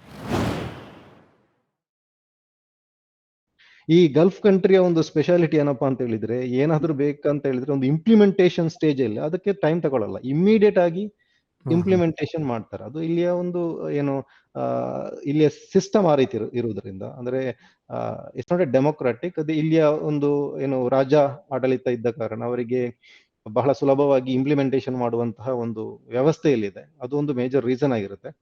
ಸೊ ಅದಕ್ಕೋಸ್ಕರ ನಿಮಗೆ ಯಾವ ಟೆಕ್ನಾಲಜಿ ಎಲ್ಲಿ ಬಂದರೂ ಕೂಡ ಇಮಿಡಿಯೇಟ್ ಆಗಿ ನಿಮಗೆ ಗಲ್ಫ್ ಕಂಟ್ರೀಸ್ ಅಲ್ಲಿ ಕಾಣ್ಲಿಕ್ಕೆ, ಎಸ್ಪೆಷಲಿ ದುಬೈ, ಹ್ಮ್, ಹ್ಮ್. ದುಬೈಯಲ್ಲಂತೂ ಎಲ್ಲ ಆಲ್ ಟೆಕ್ನಾಲಜೀಸ್ ನಿಮಗೆ ಕಾಣ್ಲಿಕ್ಕೆ ಸಾಧ್ಯ. ಇಂಪ್ಲಿಮೆಂಟೇಷನ್ ಬಗ್ಗೆ ನಾನು ಅದೇ ಮೊನ್ನೆ ಗಮನಿಸ್ತಿದ್ದೆ. U S air taxi company ಈಗ ಫಸ್ಟ್ ಇಂಪ್ಲಿಮೆಂಟ್ ಮಾಡ್ತಾ ಇರೋದೇ ದುಬೈ ಮತ್ತು ಅಬುದಾಬಿಲಿ ಅಂತ. ಹೌದು ಹೌದು ಆಗಿಲ್ಲ, ಬಟ್ ಅಬುದಾಬಿ ದುಬೈಯಲ್ಲಿ ಈಗ ಇನ್ನು 6 ತಿಂಗಳಲ್ಲಿ ಏರ್ ಟ್ಯಾಕ್ಸಿ ಶುರುವಾಗುತ್ತೆ ಅನ್ನೋದು. ಈಗ ನಾವು ಖಂಡಿತ. ಇನ್ನ ಕನಸು ಕಾಣ್ತಾ ಇದೀವಿ ಎಲ್ಲಿಂದ ಎಲ್ಲಿಗೆ ಹೋಗ್ಬೋದು ಆ ತರದ್ದು. ಬಟ್ ಆಲ್ರೆಡಿ ಇಲ್ಲಿ ಅದು ಬಹಳ ಒಂದು ಇಂಪಾರ್ಟೆಂಟ್ ಪಾಯಿಂಟ್ ನೀವು ರೈಸ್ ಮಾಡಿದ್ರೆ. ಇಲ್ಲಿ ಏನಂತ ಹೇಳಿದ್ರೆ, ಈಗ ದುಬೈ ಮೊದಲು ನೀವೊಂದು 20-25 ವರ್ಷದ ಮೊದಲು ನೋಡಿದ್ರೆ, ಅಲ್ಲಿ ದುಬೈಯಲ್ಲಿ ನಾವು ಕೆಲಸ ಮಾಡೋ ಉದ್ದೇಶದಿಂದ ಹೋಗ್ತಾ ಇರುವಂತಹ ಒಂದು ಟ್ರೆಂಡ್ ಇತ್ತು. ಅದು ಕಳೆದ 10 ವರ್ಷಗಳಿಂದ ನಾವು ನೋಡಿದ್ರೆ ದುಬೈಲಿ ಅದೇ ರೆಸಿಡೆಂಟ್ ಆಗ್ಲಿಕ್ಕೆ ಹೋಗುವಂಥದ್ದು. ಈಗ ನಮ್ಮ ಇಂಡಿಯಾದಿಂದ ಕೂಡ ಯುರೋಪಿಗೆ ಹೋಗೋ ಬದಲು ಬಹಳಷ್ಟು ಮಂದಿ ದುಬೈಯಲ್ಲಿ ಬಂದು ಇನ್ನು ಸ್ಟೇ ಆಗ್ತಾ ಇದ್ದಾರೆ. ಅಂದ್ರೆ ತುಂಬಾ ಮಂದಿ ಮಿಲಿಯನರ್ಸ್ಗಳು US ಹೋಗ್ತೀವಿ ಅಥವಾ UK ಹೋಗ್ತೀವಿ ಅನ್ನುವಂಥವ್ರು ಯಾಕೋಸ್ಕರ ಅಲ್ಲಿ ಹೋಗ್ಬೇಕು, ಇಲ್ಲಿ ಹತ್ತಿರದಲ್ಲಿರುವ ದುಬೈಗೆ ಹೋಗಿ ನಾವು ಇರಬೇಕು ಅನ್ನುವಂತಹ ಒಂದು ಮೈಂಡ್ ಸೆಟ್ ಕ್ರಿಯೇಟ್ ಆಗಿದೆ. ಅದಕ್ಕೋಸ್ಕರ ಆ ಸಿಟಿಯನ್ನ ಆ ರೀತಿ ಡೆವಲಪ್ಮೆಂಟ್ ಮಾಡ್ತಾ ಇದ್ದಾರೆ. ಈಗ ನೀವು ಹೇಳಿದಂತ ಎಲ್ಲ ಡ್ರೀಮ್ಡ್ ಟೆಕ್ನಾಲಜೀಸ್ ಏನಿದೆ ಅದೆಲ್ಲವೂ ಕೂಡ ದುಬೈಯಲ್ಲಿ ಬೇಕು ಅನ್ನುವಂತಹ ಒಂದು ವಿಷನ್ ಅವರದ್ದು. ಅದಕ್ಕೋಸ್ಕರ ಇಟ್ಸ್ ನಾಟ್ ಓನ್ಲಿ ಏನು ಇನ್ವೆಸ್ಟ್ಮೆಂಟ್, ಅದು ಇಟ್ಸ್ ದ ಸೇಮ್ ಟೈಮ್ ಒಂದು ಎಂಟೈರ್ ಈ ಸ್ಟ್ಯಾಂಡರ್ಡ್ ಆಫ್ ಲೈಫ್ ಅಥವಾ ಕ್ವಾಲಿಟಿ ಆಫ್ ಲೈಫ್ ಅಂತ ಹೇಳ್ಬೋದು. ಅಂದ್ರೆ ಸ್ಟ್ಯಾಂಡ್ ಆಫ್ ಲೈಫ್ಗಿಂತಲೂ ಒಂದು ಪಟ್ಟು ಮೇಲು ಅದು ಕ್ವಾಲಿಟಿ ಆಫ್ ಲೈಫ್.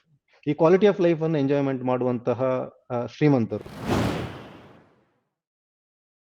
ಈ ಗೋಲ್ಡನ್ ವೀಸಾ ಕೇವಲ ಸ್ಟೂಡೆಂಟ್ಸ್ ಗಳಿಗೆ ಮಾತ್ರ ಅಲ್ಲ, ಈವನ್ ಇನ್ವೆಸ್ಟರ್ಸ್ ಗಳಿಗೆ ಕೂಡ ಗೋಲ್ಡನ್ ವೀಸಾ ಇದೆ. ನೀವು ಗೋಲ್ಡನ್ ವೀಸಾದ ಒಂದು ಕಾನ್ಸೆಪ್ಟ್ ನೋಡಿದ್ರೆ, ಅವರು ಈ ಗೋಲ್ಡನ್ ವೀಸಾದ ಉದ್ದೇಶನೇ ಅದು. ಅಂದ್ರೆ ನೀವು ದುಬೈಯಲ್ಲಿ ಇರ್ಬೇಕಾಗೇನಿಲ್ಲ, ಒನ್ಸ್ ಇನ್ 6 months ಬಂದರೆ ಸಾಕು ದುಬೈಗೆ. ಗೋಲ್ಡನ್ ವೀಸಾ ಅಲ್ಲಿ ರೆಸಿಡೆನ್ಸ್ ತೆಗಿಬಹುದು, ನಿಮಗೆ ವಿಶ್ವದ ಯಾವ ಮೂಲೆಯಲ್ಲಿ ಕೂಡ ನೀವು ಇನ್ವೆಸ್ಟ್ಮೆಂಟ್ ಮಾಡಬಹುದು, ನೀವು ಹೋಗಬಹುದು. ಅಂದ್ರೆ ಈಗ normal work ವೀಸಾದಲ್ಲಿ more than 6 months ನಾವು ಇಲ್ಲದಿದ್ರೆ ನಮ್ಮ ವೀಸಾದ ವ್ಯಾಲಿಡಿಟಿ ಕ್ವಶನ್ ಆಗುತ್ತೆ, ಅಂದ್ರೆ ಅದು ಕ್ಯಾನ್ಸಲ್ ಆಗುವಂತ ಸಾಧ್ಯತೆ ಇದೆ. ಬಟ್ ಈ ಗೋಲ್ಡನ್ ವೀಸಾದಲ್ಲಿ ಆ ಒಂದು ಕಾನ್ಸೆಪ್ಟೇ ಇಲ್ಲ. ಒನ್ಸ್ ಇನ್ 6 months ಗೆ ನಾವು ಜಸ್ಟ್ ಒಂದು ಲಾಗಿನ್ ಹೊಡೆದ್ರೆ, ಅಂದ್ರೆ ಎಂಟ್ರಿ ಹೊಡೆದ್ರೆ ಸಾಕಾಗುತ್ತೆ. ಸೊ ಆ ಒಂದು ಕಾಲಾವಧಿಯಲ್ಲಿ ನಿಮಗೆ ನೀವು ಮಾಡುವಂತ ಇನ್ವೆಸ್ಟ್ಮೆಂಟ್ಗೆ ಸರ್ಕಾರ ಸಂಪೂರ್ಣವಾಗಿ ಬೆನಿಫಿಟ್ ಕೊಡುತ್ತೆ. At the same time sponsors ಅನ್ನುವಂತ ಒಂದು ಕಾನ್ಸೆಪ್ಟ್ ಇದೆ ಇಲ್ಲಿ. ಈಗ ನಂಗೆ ಇಲ್ಲಿ ವೀಸಾ ಸಿಗ್ಬೇಕಂತ ಹೇಳಿದ್ರೆ, ಈಗ ನನ್ನ ಯೂನಿವರ್ಸಿಟಿ ನಂಗೆ ಸ್ಪಾನ್ಸರ್. ಈ ಗೋಲ್ಡನ್ ವೀಸಾ ಅಂತ ಹೇಳಿದ್ರೆ ನಂಗೆ ಸ್ಪಾನ್ಸರ್ ಬೇಕಾಗಿಲ್ಲ, ನಂಗೆ ನಾನೇ ಸ್ಪಾನ್ಸರ್ ಆಗಿರ್ತೇನೆ. ಸರ್ಕಾರ ನಂಗೆ ಗೋಲ್ಡನ್ ವೀಸಾ ಇಶ್ಯೂ ಮಾಡಿದ್ರೆ ನಂಗೆ ಎಂಪ್ಲಾಯರ್ನ ಪರ್ಮಿಷನ್ ತೆಗಿಬೇಕಾಗಿಲ್ಲ. ಯಾವ್ದಾದ್ರು ಒಂದು ಕೆಲಸಕ್ಕೆ ನಾವು ಮಾಡ್ಬೇಕಾದ್ರೆ ಅಥವಾ ಬಿಸ್ನೆಸ್ ಮಾಡ್ಬೇಕಾದ್ರೆ ಯಾವುದೇ ಅನುಮತಿ ಅವಶ್ಯಕತೆ ಇಲ್ಲ. ಡೈರೆಕ್ಟ್ ಆಗಿ ನಮಗೆ ಎಲ್ಲಿ ಕೂಡ ಹೋಗ್ಬೋದು, ಎಲ್ಲೂ ಇನ್ವೆಸ್ಟ್ಮೆಂಟ್ ಮಾಡಬಹುದು. ಬಟ್ ಏನಂದ್ರೆ ಅಂದ್ರೆ ಇನ್ವೆಸ್ಟ್ಮೆಂಟ್ ದೊಡ್ಡ ಅಮೌಂಟ್ ಮಾಡ್ಬೇಕಾಗತ್ತೆ, ಅಥವಾ ದೊಡ್ಡ ಸಂಬಳ ತಗೊಂತ ಇರ್ಬೇಕಾಗತ್ತೆ, ಅಥವಾ ನೀವು ದೊಡ್ಡ ಸಾಧನೆ ಮಾಡಿರ್ಬೇಕು, ಅಥವಾ ರಿಸರ್ಚರ್ ಆಗಿರ್ಬೋದು. ಅಂದ್ರೆ ಒಂದಷ್ಟು ಕನ್ಸ್ಟ್ರೈಂಟ್ಸ್ ಇದೆ, ಕೆಲವೊಂದು ಮಾನದಂಡಗಳು ಇಟ್ಟಿದ್ದಾರೆ. ಹೌದು. ಈಗ ಜನಸಾಮಾನ್ಯರು ಈಗ ಯಾವ್ದೋ ಒಂದು ಉದ್ಯೋಗ ಮಾಡ್ತಿದ್ದೀನಿ, ದೊಡ್ಡ ಸಂಬಳ ಏನಿಲ್ಲ, ದೊಡ್ಡ ಸಂಬಳಕ್ಕೋಸ್ಕರ ಹೋಗ್ತಿದ್ದೀನಿ ಅನ್ನೋರ್ಗೆ ಸಿಗೋದಿಲ್ಲ. ಖಂಡಿತ ಸಿಗಲ್ಲ. ಯಾಕಂತ ಹೇಳಿದ್ರೆ ಇನಿಷಿಯಲ್ ಈಗ ನನ್ನ ಕೆಲವೊಂದು ಸ್ನೇಹಿತರಿಗೆ ಸಿಕ್ಕಿರುವಂತದ್ದು, ಅವರು ಈ ಕೆಲವೊಂದು ಈ ಕ್ರೈಟೀರಿಯಾಸ್ ಏನಿಟ್ಟಿದ್ದಾರೆ, ಮಾನದಂಡ ಏನಿಟ್ಟಿದ್ದಾರೆ, ಅದನ್ನು ಮೀಟ್ ಆದ ಕೂಡಲೇ ಅವರಿಗೆ ವೀಸಾ ಇಶ್ಯೂ ಮಾಡಿದ್ದಾರೆ. ಅಂದ್ರೆ ಇದು ಏನು ಅನ್ಟಚ್ ಅಂದ್ರೆ ರೀಚ್ ಮಾಡ್ಲಿಕ್ಕೆ ಕಷ್ಟ ಆಗುವಂತಹ ಒಂದು ರಿಸ್ಟ್ರಿಕ್ಷನ್ ಏನು ಇಟ್ಟಿಲ್ಲ. ಸೊ ಎಲ್ರಿಗೂ ಕೂಡ ಅಂದ್ರೆ ಸ್ವಲ್ಪ ಸಾಧನೆ ಮಾಡುವಂತಹ ಛಲ ಇದ್ದವರಿಗೆ ಸಿಗುವಂತಹ ಒಂದು ವೀಸಾ ಕಾನ್ಸೆಪ್ಟ್ ಅದು. ಅಂದ್ರೆ ಈ ಮಿಲಿಯನರ್ಸ್ ಆಗಿರ್ಬೇಕಂತ ಏನಿಲ್ಲ, ನಿಮಗೆ ಬೇರೆ ಬೇರೆ ಅಂದ್ರೆ ಡಿಫ್ರೆಂಟ್ ಕ್ರೈಟೀರಿಯಾಸ್ ಅನ್ನು ಕೊಟ್ಟಿದ್ದಾರೆ. ಅದ್ರಲ್ಲಿ ಯಾವ್ದಾದ್ರು ಒಂದು ಕ್ರೈಟೀರಿಯಾವನ್ನು ಮೀಟ್ ಆದ್ರೆ ನಮಗೆ ಗೋಲ್ಡನ್ ವೀಸಾ ಸಿಗುವಂತ ಅವಕಾಶ ಇದೆ. ಇದು ಕೇವಲ ದುಬೈಯಲ್ಲಿ ಮಾತ್ರ ಅಲ್ಲ, ಬಹ್ರೈನ್ ಕೂಡ ಒಂದು ಆಪ್ಷನ್ಸ್ ಇದೆ, ಕತಾರ್ ಅಲ್ಲಿ ಇರುವಂತ ಆಪ್ಷನ್ಸ್ ಇದೆ. ಇನ್ನಿತರ GCC ಅಲ್ಲಿ ಈಗ ಸೌದಿ ಅರೇಬಿಯಾ ಅಥವಾ ನೀವು ಕುವೈತ್ ಅಲ್ಲಿ ನೋಡಿದ್ರೆ ಗೋಲ್ಡನ್ ವೀಸಾ ಅಂತ ಕರೆಯಲ್ಲ, ಅವ್ರು ಬೇರೆ ತರದ ಒಂದು ವೀಸಾ ಇದೆ. ಸೊ ಪರ್ಮನೆಂಟ್ ರೆಸಿಡೆನ್ಸ್ ಇದೆ ಅವರಿಗೆ. ಅಲ್ಲಿ ಇನ್ವೆಸ್ಟ್ಮೆಂಟ್ ಗೆ ಹೆಚ್ಚಿನ ಪ್ರೋತ್ಸಾಹ ಕೊಡ್ತಾ ಇದ್ದಾರೆ ರಾದರ್ ದೆನ್ ಸ್ಟೂಡೆಂಟ್ಸ್ ವೀಸಾದ. ಈಗ ಸ್ಟೂಡೆಂಟ್ಸ್ ವೀಸಾವನ್ನು ಹೆಚ್ಚಾಗಿ ಪ್ರೋತ್ಸಾಹ ಮಾಡುವಂತದ್ದು ದುಬೈ ಮತ್ತು ಬಹ್ರೈನ್ಗಳು. ಅಂದ್ರೆ ಅವರ ಇಲ್ಲಿ ಒಂದು ವಿಷನ್ 2030 ಅನ್ನುವಂತ ಒಂದು ಕಾನ್ಸೆಪ್ಟ್ ಮಾಡಿದ್ದಾರೆ. ಈ ವಿಷನ್ 2030ಯಲ್ಲಿ ಕೆಲವೊಂದು ಏಮ್ಸ್ ಅನ್ನು ಇಟ್ಟಿದ್ದಾರೆ ಅವರು. ಅದರಲ್ಲಿ ಈ ದುಬೈ ಅಥವಾ ಅದರ UAE ಅಥವಾ ಬಹ್ರೈನ್ ಅನ್ನು ಎಜುಕೇಶನಲ್ ಹಬ್ ಮಾಡಬೇಕು ಅನ್ನುವಂತಹ ಒಂದು ಕಾನ್ಸೆಪ್ಟ್. ಸೊ ಅದಕ್ಕೋಸ್ಕರ ನಡೆಯುವಂತಹ ಒಂದು ಇನ್ವೆಸ್ಟ್ಮೆಂಟ್ಗಳು. ಸೊ ಇಲ್ಲಿ ಈಗ ಈವನ್ ಇಂಡಿಯನ್ ಯೂನಿವರ್ಸಿಟೀಸ್ಗಳು, ನಮ್ಮ IIM ನ ಕ್ಯಾಂಪಸ್ ದುಬೈಯಲ್ಲಿ ಇದೆ, UAE ಅಲ್ಲಿ ಇದೆ. ಹ್ಮ್ ಹ್ಮ್ ಅಥವಾ ಈ ನಮ್ಮ ಕೆಲವೊಂದು ಪ್ರೈವೇಟ್ ಯೂನಿವರ್ಸಿಟೀಸ್ಗಳೇನಿವೆ ಇಂಡಿಯಾದ್ದು, ಅಥವಾ ಮಾಹೆ ಇರ್ಬೋದು, ಅವರ ಆಫ್ಶೋರ್ ಕ್ಯಾಂಪಸ್ ಇದೆ, ಬಿರ್ಲಾ ಇನ್ಸ್ಟಿಟ್ಯೂಟ್ ಆಫ್ ಟೆಕ್ನಾಲಜಿ ಅವರ ಕ್ಯಾಂಪಸ್ ಇದೆ. ಎಲ್ಲ ಕ್ಯಾಂಪಸ್ಗಳನ್ನು ಕೂಡ ಅವರು, ಈಗ MIT ಅನ್ನುವಂಥದ್ದು ಒಂದು ಯೂನಿವರ್ಸಿಟಿ, ಅವರ ಕ್ಯಾಂಪಸ್ ಕೂಡ ಬರ್ತಾ ಉಂಟು. ಯೂನಿವರ್ಸಿಟೀಸ್ಗಳು ಕೂಡ ದುಬೈಗೆ ಬರ್ತಾ ಇದೆ. ಸೊ ಇದನ್ನೆಲ್ಲವನ್ನು, ಇಷ್ಟೆಲ್ಲ ಯೂನಿವರ್ಸಿಟಿಗಳು ಬರಬೇಕಾದ್ರೆ ಅಷ್ಟು ಸ್ಟೂಡೆಂಟ್ಸ್ ಗಳ ಫ್ಲೋ ಕೂಡ ಬೇಕಾಗುತ್ತೆ ಅಲ್ಲಿಗೆ. ಹ್ಮ್ ಹ್ಮ್ ಅದಕ್ಕೆ ಮಾಡಿರುವಂತಹ ಒಂದು ಪಾತ್ವೇ ಅಂತ ಹೇಳ್ಬೋದು ನಾವು. ಆಕ್ಚುಲಿ ನೋಡಿ, ಇಲ್ಲಿ ಈ GCC ಅನ್ನುವಂತಹ ಸಂದರ್ಭದಲ್ಲಿ ಇಲ್ಲಿ ಬಹಳಷ್ಟು ಈ ಅರಬಿಕ್ ಮಾತಾಡುವಂತಹ ನೇಷನ್ಸ್ ಇದೆ. ನಮ್ಮ ಆಫ್ರಿಕನ್ ಇರಬಹುದು ಅಥವಾ ಏಷ್ಯಾದಲ್ಲಿರುವಂತಹ ಅರಬಿಕ್ ನೇಷನ್ಸ್. ನಿಮಗೆ ಹೆಚ್ಚಾಗಿ ಆ ಕಂಟ್ರೀಸ್ನ ಜನರು ಕೂಡ ಇಲ್ಲಿ ಬರ್ತಾ ಇದ್ದಾರೆ. ಈಗ ಕೆಲವೊಂದು ಕಂಟ್ರೀಸ್ ಅಲ್ಲಿ ಆಗುವಂತಹ ಅನ್ಸರ್ಟನಿಟೀಸ್ಗಳೇನಿವೆ, ಅದಕ್ಕೋಸ್ಕರ ಅವರು ಏನು the stable place to stay ಅನ್ನುವಂಥದ್ದು. ಯಾಕಂತ ಹೇಳಿದ್ರೆ ಇಲ್ಲಿ ಯಾವುದೇ ಅನ್ಸರ್ಟನಿಟಿಗಳಿಲ್ಲ, ಯುದ್ಧಗಳ ಸಮಸ್ಯೆಗಳಿಲ್ಲ ಅನ್ನುವಂಥದ್ದು. ಅಂದ್ರೆ ನೇಬರಿಂಗ್ ಕಂಟ್ರೀಸ್ ಅಲ್ಲಿ ಯುದ್ಧಗಳ ಏನು ಕೆಲವೊಂದು ಸಮಸ್ಯೆ ಇದ್ರೂ ಕೂಡ ಈ ಗಲ್ಫ್ ಕಂಟ್ರೀಸ್ ಅಲ್ಲಿ ಅಂತ ಸಮಸ್ಯೆ ಇಲ್ಲ ಅನ್ನುವಂತಹ ಒಂದು ಗ್ಯಾರಂಟಿ ಇದೆ. ಮತ್ತು ಗಲ್ಫ್ ಕಂಟ್ರೀಸ್ ಅವರ ಬಾಂಧವ್ಯ, ಯುರೋಪಿಯನ್ಸ್ ಕಂಟ್ರೀಸ್ ಅಲ್ಲಿ ಇರ್ಬೋದು ಅಥವಾ ಇನ್ನಿತರ ದೇಶಗಳ ನಡುವಿನ ಇರುವಂತಹ ಬಾಂಧವ್ಯ ಏನಿದೆ, ಅದು ಕೂಡ ಒಂದು ಕಾರಣ ಇದಕ್ಕೆ. ಸೊ ಮೂರನೇದ್ದು, ಇಲ್ಲಿ ಆಗುವಂತಹ ಇಕನಾಮಿಕ್ ಫ್ಲೋ ಡೆವಲಪ್ಮೆಂಟ್. ಸೊ ಇದೆಲ್ಲವನ್ನು ಗಮನಿಸಿದ್ರೆ ನಿಮಗೆ ಹೆಚ್ಚಾಗಿ ಈಗ ಬಹ್ರೈನ್ ನೋಡಿದ್ರೆ ನಂಬರ್ 1 ಇಲ್ಲಿಯ ಸಿಟಿಸನ್ಸ್ ಅನ್ನು ಬಿಟ್ರೆ ಹೆಚ್ಚಾಗಿರುವಂತವರು ಭಾರತೀಯರೇ. ಸೊ ಸೆಕೆಂಡ್ ಲಾರ್ಜೆಸ್ಟ್ ಪಾಪ್ಯುಲೇಟೆಡ್ ಏನು ಇಂಡಿಯನ್ಸ್. ಅದ್ ನಂತರ ಬಿಟ್ರೆ ನಮ್ಮ ಏಷ್ಯಾದ ಇನ್ನಿತರ ಕಂಟ್ರೀಸ್ ಅವರು ಕಾಣ್ಲಿಕ್ಕೆ ಪಾಕಿಸ್ತಾನ ಇರ್ಬೋದು, ಬಾಂಗ್ಲಾದೇಶ ಇರ್ಬೋದು. ಅಂದ್ರೆ ಅವರೆಲ್ಲರೂ ಲೇಬರ್ ಫೋರ್ಸ್ ಅಲ್ಲಿ ಕೆಲಸ ಮಾಡುವಂಥದ್ದು.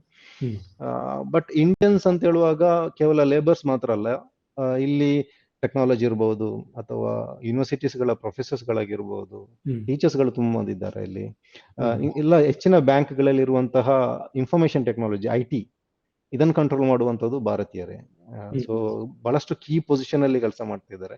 ಅದಲ್ಲದ್ರೆ ಇಲ್ಲಿರುವಂತಹ ಕೆಲವೊಂದು ದೊಡ್ಡ ದೊಡ್ಡ ಬಿಸ್ನೆಸ್ ಉದ್ಯಮ ಏನಿದೆ ಅದನ್ನು ಕೂಡ ನಡ್ಸ್ಕೊಂಡು ಹೋಗುವವರು ಇಂಡಿಯನ್ಸ್. ತುಂಬಾ ಹೆಚ್ಚಿನ ಇಂಡಿಯನ್ಸ್ ಅನ್ನು ನಮಗೆ ನೋಡ್ಲಿಕ್ಕೆ ಸಾಧ್ಯ ಆಗುತ್ತೆ. ಸೊ ಇದು ಒಂದು ದೊಡ್ಡ ಪಾಸಿಟಿವ್ ಆಸ್ಪೆಕ್ಟ್. ಈ ಬಾಂಧವ್ಯಕ್ಕೆ ಪರಸ್ಪರ ಕಾರಣ ಅದೇ. ಆಕ್ಚುಲಿ ನೋಡಿ, ಎಜುಕೇಶನ್ ಸಿಸ್ಟಮ್ ಅಲ್ಲಿ ನಮಗೆ ಈಗ ಇಂಡಿಯಾದಲ್ಲಿರುವಂತ ಎಜುಕೇಶನ್ ಸಿಸ್ಟಮ್ ಈಗ ಕಂಪೇರ್ ಮಾಡಿದ್ರು ಕೂಡ ನಮಗೊಂದು ಕಾಮನ್ ಇಂಟರ್ನ್ಯಾಷನಲ್ ಸ್ಟ್ಯಾಂಡರ್ಡ್ ಅನ್ನುವಂತಹ ಒಂದು ಕಾನ್ಸೆಪ್ಟ್ ಇದೆ. ಈಗ ನಾನು MBA ಮಾಡಿರುವಂತದ್ದು ಇಂಡಿಯಾದಲ್ಲಿ. ಇಲ್ಲಿ ನಾನು ಟೀಚ್ ಮಾಡುವಂತ MBA ಅಲ್ಲಿ ದೊಡ್ಡ ಒಂದು ವ್ಯತ್ಯಾಸಗಳಿಲ್ಲ, ಆದ್ರೂ ಮೋಡ್ ಆಫ್ ಟೀಚಿಂಗ್ ಅಲ್ಲಿ ವ್ಯತ್ಯಾಸ ಖಂಡಿತ ಉಂಟು. ನಾವು ಯೂಸ್ ಮಾಡುವಂತ ಟೆಕ್ನಾಲಜಿಯಲ್ಲಿ ವ್ಯತ್ಯಾಸ ಖಂಡಿತ ಇದೆ. ಸೊ ಆ ಒಂದು ಸ್ಟಾರ್ಟಿಂಗ್ ಏನು ಕೆಲವೊಂದು ಕಲ್ಚರಲ್ ಶಾಕ್ ಅನ್ನು ಬಿಟ್ರೆ ನಮ್ಮ ಅಕಾಡೆಮಿಕ್ ಸ್ಟ್ರೆಸ್ ಅಥವಾ ಶಾಕ್ ಖಂಡಿತ ಇಲ್ಲ. ಒಂದು. ಎರಡನೇದ್ದು, ಈ ಶಿಕ್ಷಣದ ವ್ಯವಸ್ಥೆ, ಈಗ ಪ್ರೈಮರಿ ಎಜುಕೇಶನ್ಸ್ ಇರಬಹುದು ಅಥವಾ ಹೈಸ್ಕೂಲ್ ಅಂತ ನಾವೇನು ಹೇಳ್ತೀವಿ, ಇಲ್ಲಿ +2 ಪ್ರಿ ಯೂನಿವರ್ಸಿಟಿ ಈಗ ಏನು ಇದೆ, ನಮ್ಮ ಸೈನ್ಸ್, ಕಾಮರ್ಸ್, ಆರ್ಟ್ಸ್ ಅನ್ನುವಂಥ ಸ್ಟ್ರೀಮ್ಸ್ ಏನಿದೆ ಇಲ್ಲಿ ಅದನ್ನು ಹೈಸ್ಕೂಲ್ ಕೆಟಗರಿಗೆ ಅವರು ತಂದಿದ್ದಾರೆ. ಸೊ ಇಲ್ಲಿ ಎರಡು ವ್ಯವಸ್ಥೆ ಇದೆ. ಒಂದು CBSE ಸಿಸ್ಟಮ್, ಅದು ನಮ್ಮ ಆಲ್ಮೋಸ್ಟ್ ಆಲ್ ಇಂಡಿಯನ್ ಸ್ಕೂಲ್ಸ್ ಗಳು ಫಾಲೋ ಮಾಡುವಂತದ್ದು CBSE. ಇಲ್ಲಿ ಬಹಳಷ್ಟು ಇಂಡಿಯನ್ ಸ್ಕೂಲ್ಗಳಿವೆ ಗಲ್ಫ್ ಕಂಟ್ರೀಸ್ ಅಲ್ಲಿ. ಮತ್ತೊಂದು ಈಗ ಕೆನಡಿಯನ್ ಸ್ಕೂಲ್ ಇರ್ಬೋದು ಅಥವಾ US ಸ್ಕೂಲ್ ಇರ್ಬೋದು ಅಥವಾ UK ಅವರದ್ದು ಬ್ರಿಟಿಷ್ ಸ್ಕೂಲ್ ಅಂತ ಏನ್ ಕರಿತೀವಿ ನಾವು, ಅಮೆರಿಕನ್ ಸ್ಕೂಲ್ ಅಂತ, ಎಲ್ಲ ದೇಶದ ಸ್ಕೂಲ್ಗಳು ಕೂಡ ಇಲ್ಲಿ ಕೆಲಸ ಮಾಡ್ತೇವೆ. ಅವರದೇ ಆದ ಕಂಟ್ರಿಯ ಸಿಲೆಬಸ್ ಗಳನ್ನು ಅವರು ಇಲ್ಲಿ ರನ್ ಮಾಡ್ತಾ ಇದ್ದಾರೆ. ಸೊ ಅದೆಲ್ಲವನ್ನು ಕೂಡ ಇಲ್ಲಿಯ ಸರ್ಕಾರದ ಮಾನಿಟರ್ಶಿಪ್ ಏನಿದೆ, ಮಿನಿಸ್ಟ್ರಿ ಆಫ್ ಎಜುಕೇಶನ್ಸ್ ನ ಅಂಡರ್ ಅಲ್ಲಿ ಬರುವಂತದ್ದು. ಸೊ ಈವನ್ ಎಜುಕೇಶನ್ ಕೂಡ CBSE ಇಂಡಿಯನ್ ಕರಿಕ್ಯುಲಮ್ ಅಲ್ಲಿ ಇಲ್ಲಿ ಫಾಲೋ ಮಾಡ್ತಾರೆ ಅವರು. ಸಬ್ಜೆಕ್ಟ್ ಟು ಸ್ಕ್ರೂಟಿನಿ ಅನ್ನುವಂಥದ್ದು ಬಹಳ ಕ್ಲೋಸ್ ಆಗಿ ಮಾನಿಟರ್ ಮಾಡ್ತಾರೆ. ಬಟ್ ಯೂನಿವರ್ಸಿಟಿಗೆ ಬಂದಾಗ ನಮ್ಮ ಸಿಸ್ಟಮ್ ಸ್ವಲ್ಪ ಬದಲಾವಣೆ ಇದೆ. ಇಲ್ಲಿ ನಮ್ಮ ಬಹ್ರೈನ್ ಅಥವಾ UAE ಅಥವಾ ಕತಾರ್ ಇರ್ಬೋದು, ಸಾಧಾರಣ ಹೆಚ್ಚಿನವರು ಫಾಲೋ ಮಾಡುವಂಥದ್ದು UK ಮತ್ತು US ಅಲ್ಲಿಯ ಎಜುಕೇಶನ್ ಪಾಲಿಸಿಯನ್ನು. ಅಂದ್ರೆ ಅವರ ಮೋಡ್ ಆಫ್ ಟೀಚಿಂಗ್ ಇರ್ಬೋದು. ಅದಕ್ಕೋಸ್ಕರ ನಾನು ಹೇಳಿದೆ ನಂಗೆ ಫೆಲೋ ಸಿಕ್ಕಿದೆ ಅನ್ನುವಂಥದ್ದು, ಅಡ್ವಾನ್ಸ್ ಹೈಯರ್ ಎಜುಕೇಶನ್ ಅಲ್ಲಿ ಫೆಲೋ ಸಿಕ್ಕಿದೆ ಅನ್ನುವಂಥದ್ದು. ಇಲ್ಲಿಯ ಸರ್ಕಾರ ಅದನ್ನು ಇಲ್ಲಿ ಟೀಚ್ ಮಾಡುವಂತ ಯೂನಿವರ್ಸಿಟಿಯಲ್ಲಿ ಟೀಚ್ ಮಾಡುವ ಎಲ್ಲ ಪ್ರೊಫೆಸರ್ಸ್ ಗಳು ಫೆಲೋ ತೆಗಿಬೇಕನ್ನುವಂತಹ ಅದನ್ನು ಒಂದು ರಿಕ್ವೈರ್ಮೆಂಟ್ ಇಟ್ಕೊಂಡಿದ್ರು ಯೂನಿವರ್ಸಿಟೀಸ್ಗಳಿಗೆ. ಅದಕ್ಕೋಸ್ಕರ ಯೂನಿವರ್ಸಿಟೀಸ್ಗಳು ನಮ್ಮ ಮೇಲೆ ಇನ್ವೆಸ್ಟ್ಮೆಂಟ್ ಮಾಡಿದ್ದಾರೆ. ಸೊ ಫೆಲೋ ಸಿಕ್ಕಿದ್ರೆ ಅಲ್ಲಿಯ ಒಂದು ಟೀಚಿಂಗ್ ಸ್ಟ್ಯಾಂಡರ್ಡ್ ಗೆ ನಾವು ಈಕ್ವಲೆಂಟ್ ಆಗಿದ್ದೀವಿ ಅನ್ನುವಂಥದ್ದು ಒಂದು. ಎರಡನೇದ್ದು, ನಾವು ಮಾಡುವಂತ ಟೈಅಪ್ಸ್ ಏನಿದೆ ಅಲ್ಲಿ UK ಯೂನಿವರ್ಸಿಟೀಸ್ ಇರ್ಬೋದು ಅಥವಾ US ನಲ್ಲಿ ಇರುವಂತಹ ಯೂನಿವರ್ಸಿಟೀಸ್ ಅಲ್ಲಿ ನಾವು ಮಾಡುವ ಟೈಅಪ್ಸ್ ಏನಿದೆ, ಆ ಟೈಅಪ್ ಆಗ್ಬೇಕಂತ ಹೇಳಿದ್ರೆ ಅವರ ಸ್ಟ್ಯಾಂಡರ್ಡ್ ಗೆ ಇಲ್ಲಿ ಟೀಚಿಂಗ್ ಮೆಥಡಾಲಜಿ ಮೀಟ್ ಆಗ್ಬೇಕು. ಅದಕ್ಕೆ ಹೋಲಿಕೆ ಇರಬೇಕು. ಇಲ್ಲಂತ ಹೇಳಿದ್ರೆ ಅವರು ಅದಕ್ಕೆ ಅಪ್ರೂವಲ್ ಕೊಡಲ್ಲ. ಯಾಕಂದ್ರೆ ಸರ್ಟಿಫಿಕೇಟ್ ಅನ್ನು ಅವರು ಇಶ್ಯೂ ಮಾಡುವಂಥದ್ದು. ಈಗ ನ್ಯೂಯಾರ್ಕ್ ಯೂನಿವರ್ಸಿಟಿ ಇರ್ಬೋದು, ಅಥವಾ ಅಮೆರಿಕನ್ ಯೂನಿವರ್ಸಿಟಿ ಫಾರ್ ಬಹ್ರೈನ್ ಇರ್ಬೋದು, ಅಥವಾ ಬಹಳಷ್ಟು ಏನು ಯೂನಿವರ್ಸಿಟೀಸ್ಗಳಿವೆ. ಅವರು ಇಲ್ಲಿಯ ಅವರ ಆಫ್ ಶೋರ್ ಕ್ಯಾಂಪಸ್ ಅನ್ನು ಮಾಡ್ತಾರೆ, ಇಲ್ಲಿ ರನ್ ಮಾಡ್ತಾ ಇದ್ದಾರೆ. ಸೊ ಅಲ್ಲಿಯ ಎಜುಕೇಶನ್ ನ ಮಾನದಂಡಕ್ಕೆ ಹೋಲಿಕೆಯಾಗುವ ರೀತಿಯಲ್ಲಿ ಈಕ್ವಲೆಂಟ್ ಆಗಿ ನಾವಿಲ್ಲಿ ಟೀಚಿಂಗ್ ಮಾಡ್ಬೇಕಾಗುತ್ತೆ. ಇಲ್ಲಂತ ಹೇಳಿದ್ರೆ ಆ ಸರ್ಟಿಫಿಕೇಟ್ ಅವ್ರು ಇಶ್ಯೂ ಮಾಡಕ್ ಆಗಲ್ಲ. ಇಲ್ಲಿ 3 ಟ್ರೈಮಿಸ್ಟರ್ ಇದೆ, ಫಸ್ಟ್ ಸೆಕೆಂಡ್ ಸಮ್ಮರ್ ಅನ್ನುವಂಥದ್ದು. ಈಗ ಕರೆಂಟ್ಲಿ ಮೇ ಜೂನ್ ಜುಲೈಯಲ್ಲಿ ಸಮ್ಮರ್ ಸೆಮಿಸ್ಟರ್, ಒಂದು ಬಹಳ short semester. Otherwise major 2 semester ಇದೆ. ನಮ್ಮಲ್ಲಿ ಓನ್ಲಿ 2 ಸೆಮಿಸ್ಟರ್ ವರ್ಷಕ್ಕೆ ಇರೋದು, ಇಲ್ಲಿ 3 ಸೆಮಿಸ್ಟರ್ ಇದೆ ವರ್ಷಕ್ಕೆ. ಸೊ ಕೆಲವೊಂದು ಯೂನಿವರ್ಸಿಟೀಸ್ ಅಲ್ಲಿ ಸ್ವಲ್ಪ ಬದಲಾವಣೆಗಳಿವೆ, ಬಟ್ ಮೆಜಾರಿಟಿ ಆಫ್ ದ ಯೂನಿವರ್ಸಿಟೀಸ್ಗಳು ಫಾಲೋ ಮಾಡುವಂಥದ್ದು 3 ಸೆಮಿಸ್ಟರ್ಗಳು. ಎಕ್ಸಾಮ್ಸ್ ಅಸೆಸ್ಮೆಂಟ್ ಅನ್ನುವಂಥದ್ದು ಮೇಜರ್ ಎಕ್ಸಾಮ್ಸ್ಗಳು ಕಾಮನ್ ಆಗಿ ನಮ್ಮ ಇಂಡಿಯಾದ ವ್ಯವಸ್ಥೆಯಲ್ಲಿ ಯಾವ ರೀತಿಯಲ್ಲಿದೆ ಅದೇ ರೀತಿಯಲ್ಲಿ ನಡೆಯುತ್ತೆ. ಬಟ್ ಇಲ್ಲಿ ಸ್ವಲ್ಪ ಟೆಕ್ನಾಲಜಿ ಓರಿಯೆಂಟೆಡ್ ಆಗಿದ್ದ ಕಾರಣ ಕೆಲವೊಂದು ಎಕ್ಸಾಮ್ಸ್ಗಳನ್ನು, ಒಂದು ಮೋಡ್ ಆಫ್ ಎಕ್ಸಾಮ್ಸ್ಗಳ ರೀತಿ ಚೇಂಜ್ ಆಗಿರುತ್ತೆ. ನೋಡಿ, ಒಂದು ಯೂನಿವರ್ಸಿಟಿಯಲ್ಲಿ ಇರುವಂತಹ ಬೆನಿಫಿಟ್ ಏನಂತ ಹೇಳಿದ್ರೆ, ಈಗ ನನ್ನ ಸಬ್ಜೆಕ್ಟ್ ಅಲ್ಲಿ ಯಾವ ರೀತಿ ಎಕ್ಸಾಮ್ಸ್ ಮಾಡ್ಬೇಕನ್ನುವಂಥದ್ದು ನನ್ನ ತೀರ್ಮಾನ ಆಗಿರುತ್ತೆ as a faculty of that subject. ಕೆಲವೊಮ್ಮೆ ಆನ್ಲೈನ್ ಬೇಸ್ಡ್ ಎಕ್ಸಾಮ್ ಮಾಡಬಹುದು, ಅಥವಾ ಇಂಡಸ್ಟ್ರಿಯಲ್ ಪ್ರಾಜೆಕ್ಟ್ ಕೊಟ್ಟವ್ರನ್ನು ಎಕ್ಸಾಮ್ಸ್ ಅದರ ಆ ಮಾನದಂಡ ಹಿಡ್ಕೊಂಡು ನಾವು ಸ್ಟೂಡೆಂಟ್ಸ್ ಅನ್ನು ಜಡ್ಜ್ ಮಾಡಬಹುದು. So assessment based on assignment ಆಗಿರುತ್ತೆ. ಕೆಲವೊಂದು ಅಸೈನ್ಮೆಂಟ್ ಕೊಡ್ತಾರೆ, ಓಪನ್ ಬುಕ್ ಎಕ್ಸಾಮ್ಸ್ ಅಂತ ಮಾಡ್ತಾರೆ. ಸೊ ಅದರ್ವೈಸ್ ಟ್ರೆಡಿಷನಲ್ ಆಗಿರುವಂತಹ ರಿಟರ್ನ್ಸ್ ಎಕ್ಸಾಮ್ ಇರುತ್ತೆ, ಲಾಂಗ್ 3 ಗಂಟೆನ 2 ಗಂಟೆನ ಎಕ್ಸಾಮ್ಸ್ ಕೊಟ್ಟು ಮಾಡ್ತಾರೆ. ಸೊ ಅದು based on the subject, but almost common ಆಗಿ ನಮಗೆ ಕಂಪೇರ್ ಮಾಡಿದ್ರೆ ಕಾಮನ್ ಆಗಿರುತ್ತೆ. ಸೊ ಕ್ವಿಸಸ್ ಇರುತ್ತೆ ಕೆಲವೊಮ್ಮೆ, ಅಂದ್ರೆ ಈ ಶಾರ್ಟ್ ಕೋರ್ಸಸ್ ತರ ಮಾಡಿ MCQ ಟೈಪ್ ಅಲ್ಲಿ ಮಾಡ್ತಾರೆ. ಸೊ 2 ಬ್ಲೆಂಡೆಡ್ ಟೈಪ್ ಅಲ್ಲಿ ಮಾಡ್ತಾರೆ, ಆನ್ಲೈನ್ ಮತ್ತು ಆಫ್ಲೈನ್ ಏನು ಮೋಡ್ ಆಫ್ ಎಕ್ಸಾಮ್ಸ್ ಮಾಡ್ತಾರೆ. ಎಲ್ಲವೂ ಕೂಡ ಟೆಕ್ನಾಲಜಿಯನ್ನು ನಾವು ಅಪ್ಲೈ ಮಾಡಬೇಕು ಅನ್ನುವಂತಹ ಒಂದು ಸರ್ಕಾರದ ಮಟ್ಟದಲ್ಲಿ, ಅಂದ್ರೆ ಮಿನಿಸ್ಟ್ರಿ ಆಫ್ ಎಜುಕೇಶನ್ಸ್ ಅವರದ್ದು ಬಹಳ ಕ್ಲೋಸ್ ಮಾನಿಟರ್ಶಿಪ್ ಇದೆ. ಈಗ ನಮ್ಮಲ್ಲಿ UGC ಏನಿದೆ, ಇಲ್ಲಿ ಹೈಯರ್ ಎಜುಕೇಶನ್ ಕೌನ್ಸಿಲ್ ಅಂತ ಇರುತ್ತೆ. ಅಂದ್ರೆ UGC ಅವರು ಅಷ್ಟು ಕ್ಲೋಸ್ ಆಗಿ ಮಾನಿಟರ್ ಮಾಡಲ್ಲ ಪ್ರತಿಯೊಂದು ಯೂನಿವರ್ಸಿಟೀಸ್ ಗಳಲ್ಲಿ ಏನಾಗ್ತಾ ಉಂಟು ಅನ್ನುವಂಥದ್ದು. ಅಂದ್ರೆ ವಾಲ್ಯೂಮ್ ಆಫ್ ದ ಯೂನಿವರ್ಸಿಟೀಸ್ ನಮ್ಮಲ್ಲಿ ಅಷ್ಟಿದೆ. ಇಲ್ಲಿ ಹಂಗಲ್ಲ, ಇಲ್ಲಿ ನಂಬರ್ ಆಫ್ ಯೂನಿವರ್ಸಿಟೀಸ್ ಗಳ ಸಂಖ್ಯೆ ಕಡಿಮೆ ಇದೆ, ಇದ್ದ ಕಾರಣ ಪ್ರತಿಯೊಂದನ್ನು ಕೂಡ ಬಹಳ ಕ್ಲೋಸ್ ಆಗಿ ಮಾನಿಟರ್ಶಿಪ್ ಮಾಡ್ತಾ ಇರ್ತಾರೆ. ಇದು ಒಂದು. ಎರಡನೇದು ಬಹಳ ಮುಖ್ಯವಾಗಿರುವಂತದ್ದು ಕ್ವಾಲಿಟಿ ಅಶ್ಯೂರೆನ್ಸ್. ಇಲ್ಲಿ ಏನು ಟೈಮ್ಸ್ ಹೈಯರ್ ಎಜುಕೇಶನ್ಸ್ ಅನ್ನುವಂಥದ್ದು, ಅಥವಾ AACSB ಈ ಬಿಸ್ನೆಸ್ ಸ್ಕೂಲ್ಗಳಿಗೆ ಇರುವಂತಹ ಒಂದು ಕ್ವಾಲಿಟಿ ಅಶ್ಯೂರೆನ್ಸ್, ಅಂದ್ರೆ ಈ ಅಕ್ರಿಡೇಷನ್ಸ್ ಅಂತ ಹೇಳ್ತೀವಿ ನಾವು. ಅಂದ್ರೆ ನಮ್ಮ ಇನ್ಸ್ಟಿಟ್ಯೂಷನ್ಸ್ AACSB ಅಕ್ರಿಡಿಟರ್ ಆಗಿದ್ದರೆ ಅಂತಾರಾಷ್ಟ್ರೀಯ ಮಟ್ಟದಲ್ಲಿ ಈ ಸರ್ಟಿಫಿಕೇಟ್ಗೆ ತುಂಬಾ ವ್ಯಾಲ್ಯೂ ಇರುತ್ತೆ. ಈಗ ನಮ್ಮಲ್ಲಿ ಕರ್ನಾಟಕದಲ್ಲಿ ಹೌದು ನ್ಯಾಕ್ ತರ ಏನಿದೆ.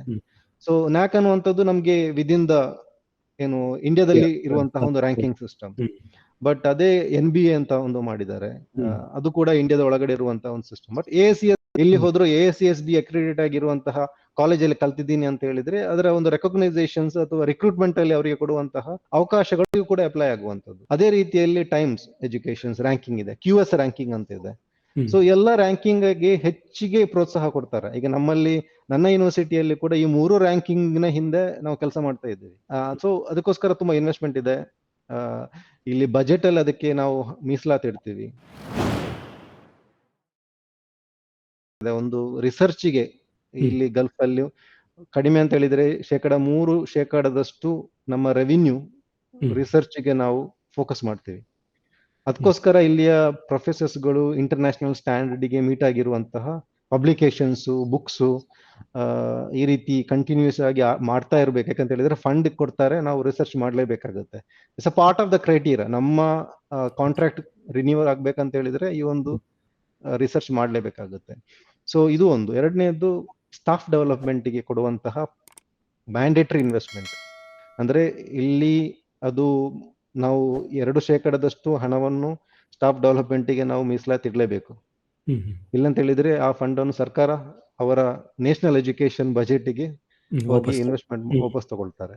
ಸೊ ಅದಕ್ಕೋಸ್ಕರ ನಮಗೆ ಈಗ ನಂಗೆ ಇಲ್ಲಿ ಹೆಚ್ಚಿನ ಎಲ್ಲಾ ಪ್ರೊಫೆಸರ್ಸ್ಗಳಿಗೂ ಕೂಡ ವಿಶ್ವದ ದ ಬೆಸ್ಟ್ ಯೂನಿವರ್ಸಿಟೀಸ್ ಅಂತ ಹೇಳ್ತೀವಿ ನಾವು, ಕ್ಯಾಂಬ್ರಿಡ್ಜ್ ಇರ್ಬೋದು, MIT ಇರ್ಬೋದು, ಇಂತಹ ಯೂನಿವರ್ಸಿಟೀಸ್ ಗಳಲ್ಲಿ ನಾವು ಕೋರ್ಸ್ ಮಾಡುವಂತ ಅವಕಾಶ ಸಿಗುತ್ತೆ. ಸೊ ಈ ಕ್ವಾಲಿಟಿ ಆಫ್ ಎಜುಕೇಶನ್ಸ್ ನ ಸ್ಟ್ಯಾಂಡರ್ಡ್ ಹೈ ಮಾಡುವಲ್ಲಿ ಇದೆಲ್ಲ ಕೂಡ ದೊಡ್ಡ ಪ್ರಮುಖ ಪಾತ್ರ ವಹಿಸುವಂಥದ್ದು. ಸೊ ಇದು ಸಾಮಾನ್ಯವಾಗಿ ನಿಮಗೆ ಆಲ್ಮೋಸ್ಟ್ ಎಲ್ಲ ಗಲ್ಫ್ ಅಲ್ಲಿರುವಂತಹ ಯೂನಿವರ್ಸಿಟೀಸ್ಗಳಿಗೆ ಸಿಗುವಂತಹ ಒಂದು ಫೆಸಿಲಿಟೀಸ್ಗಳು.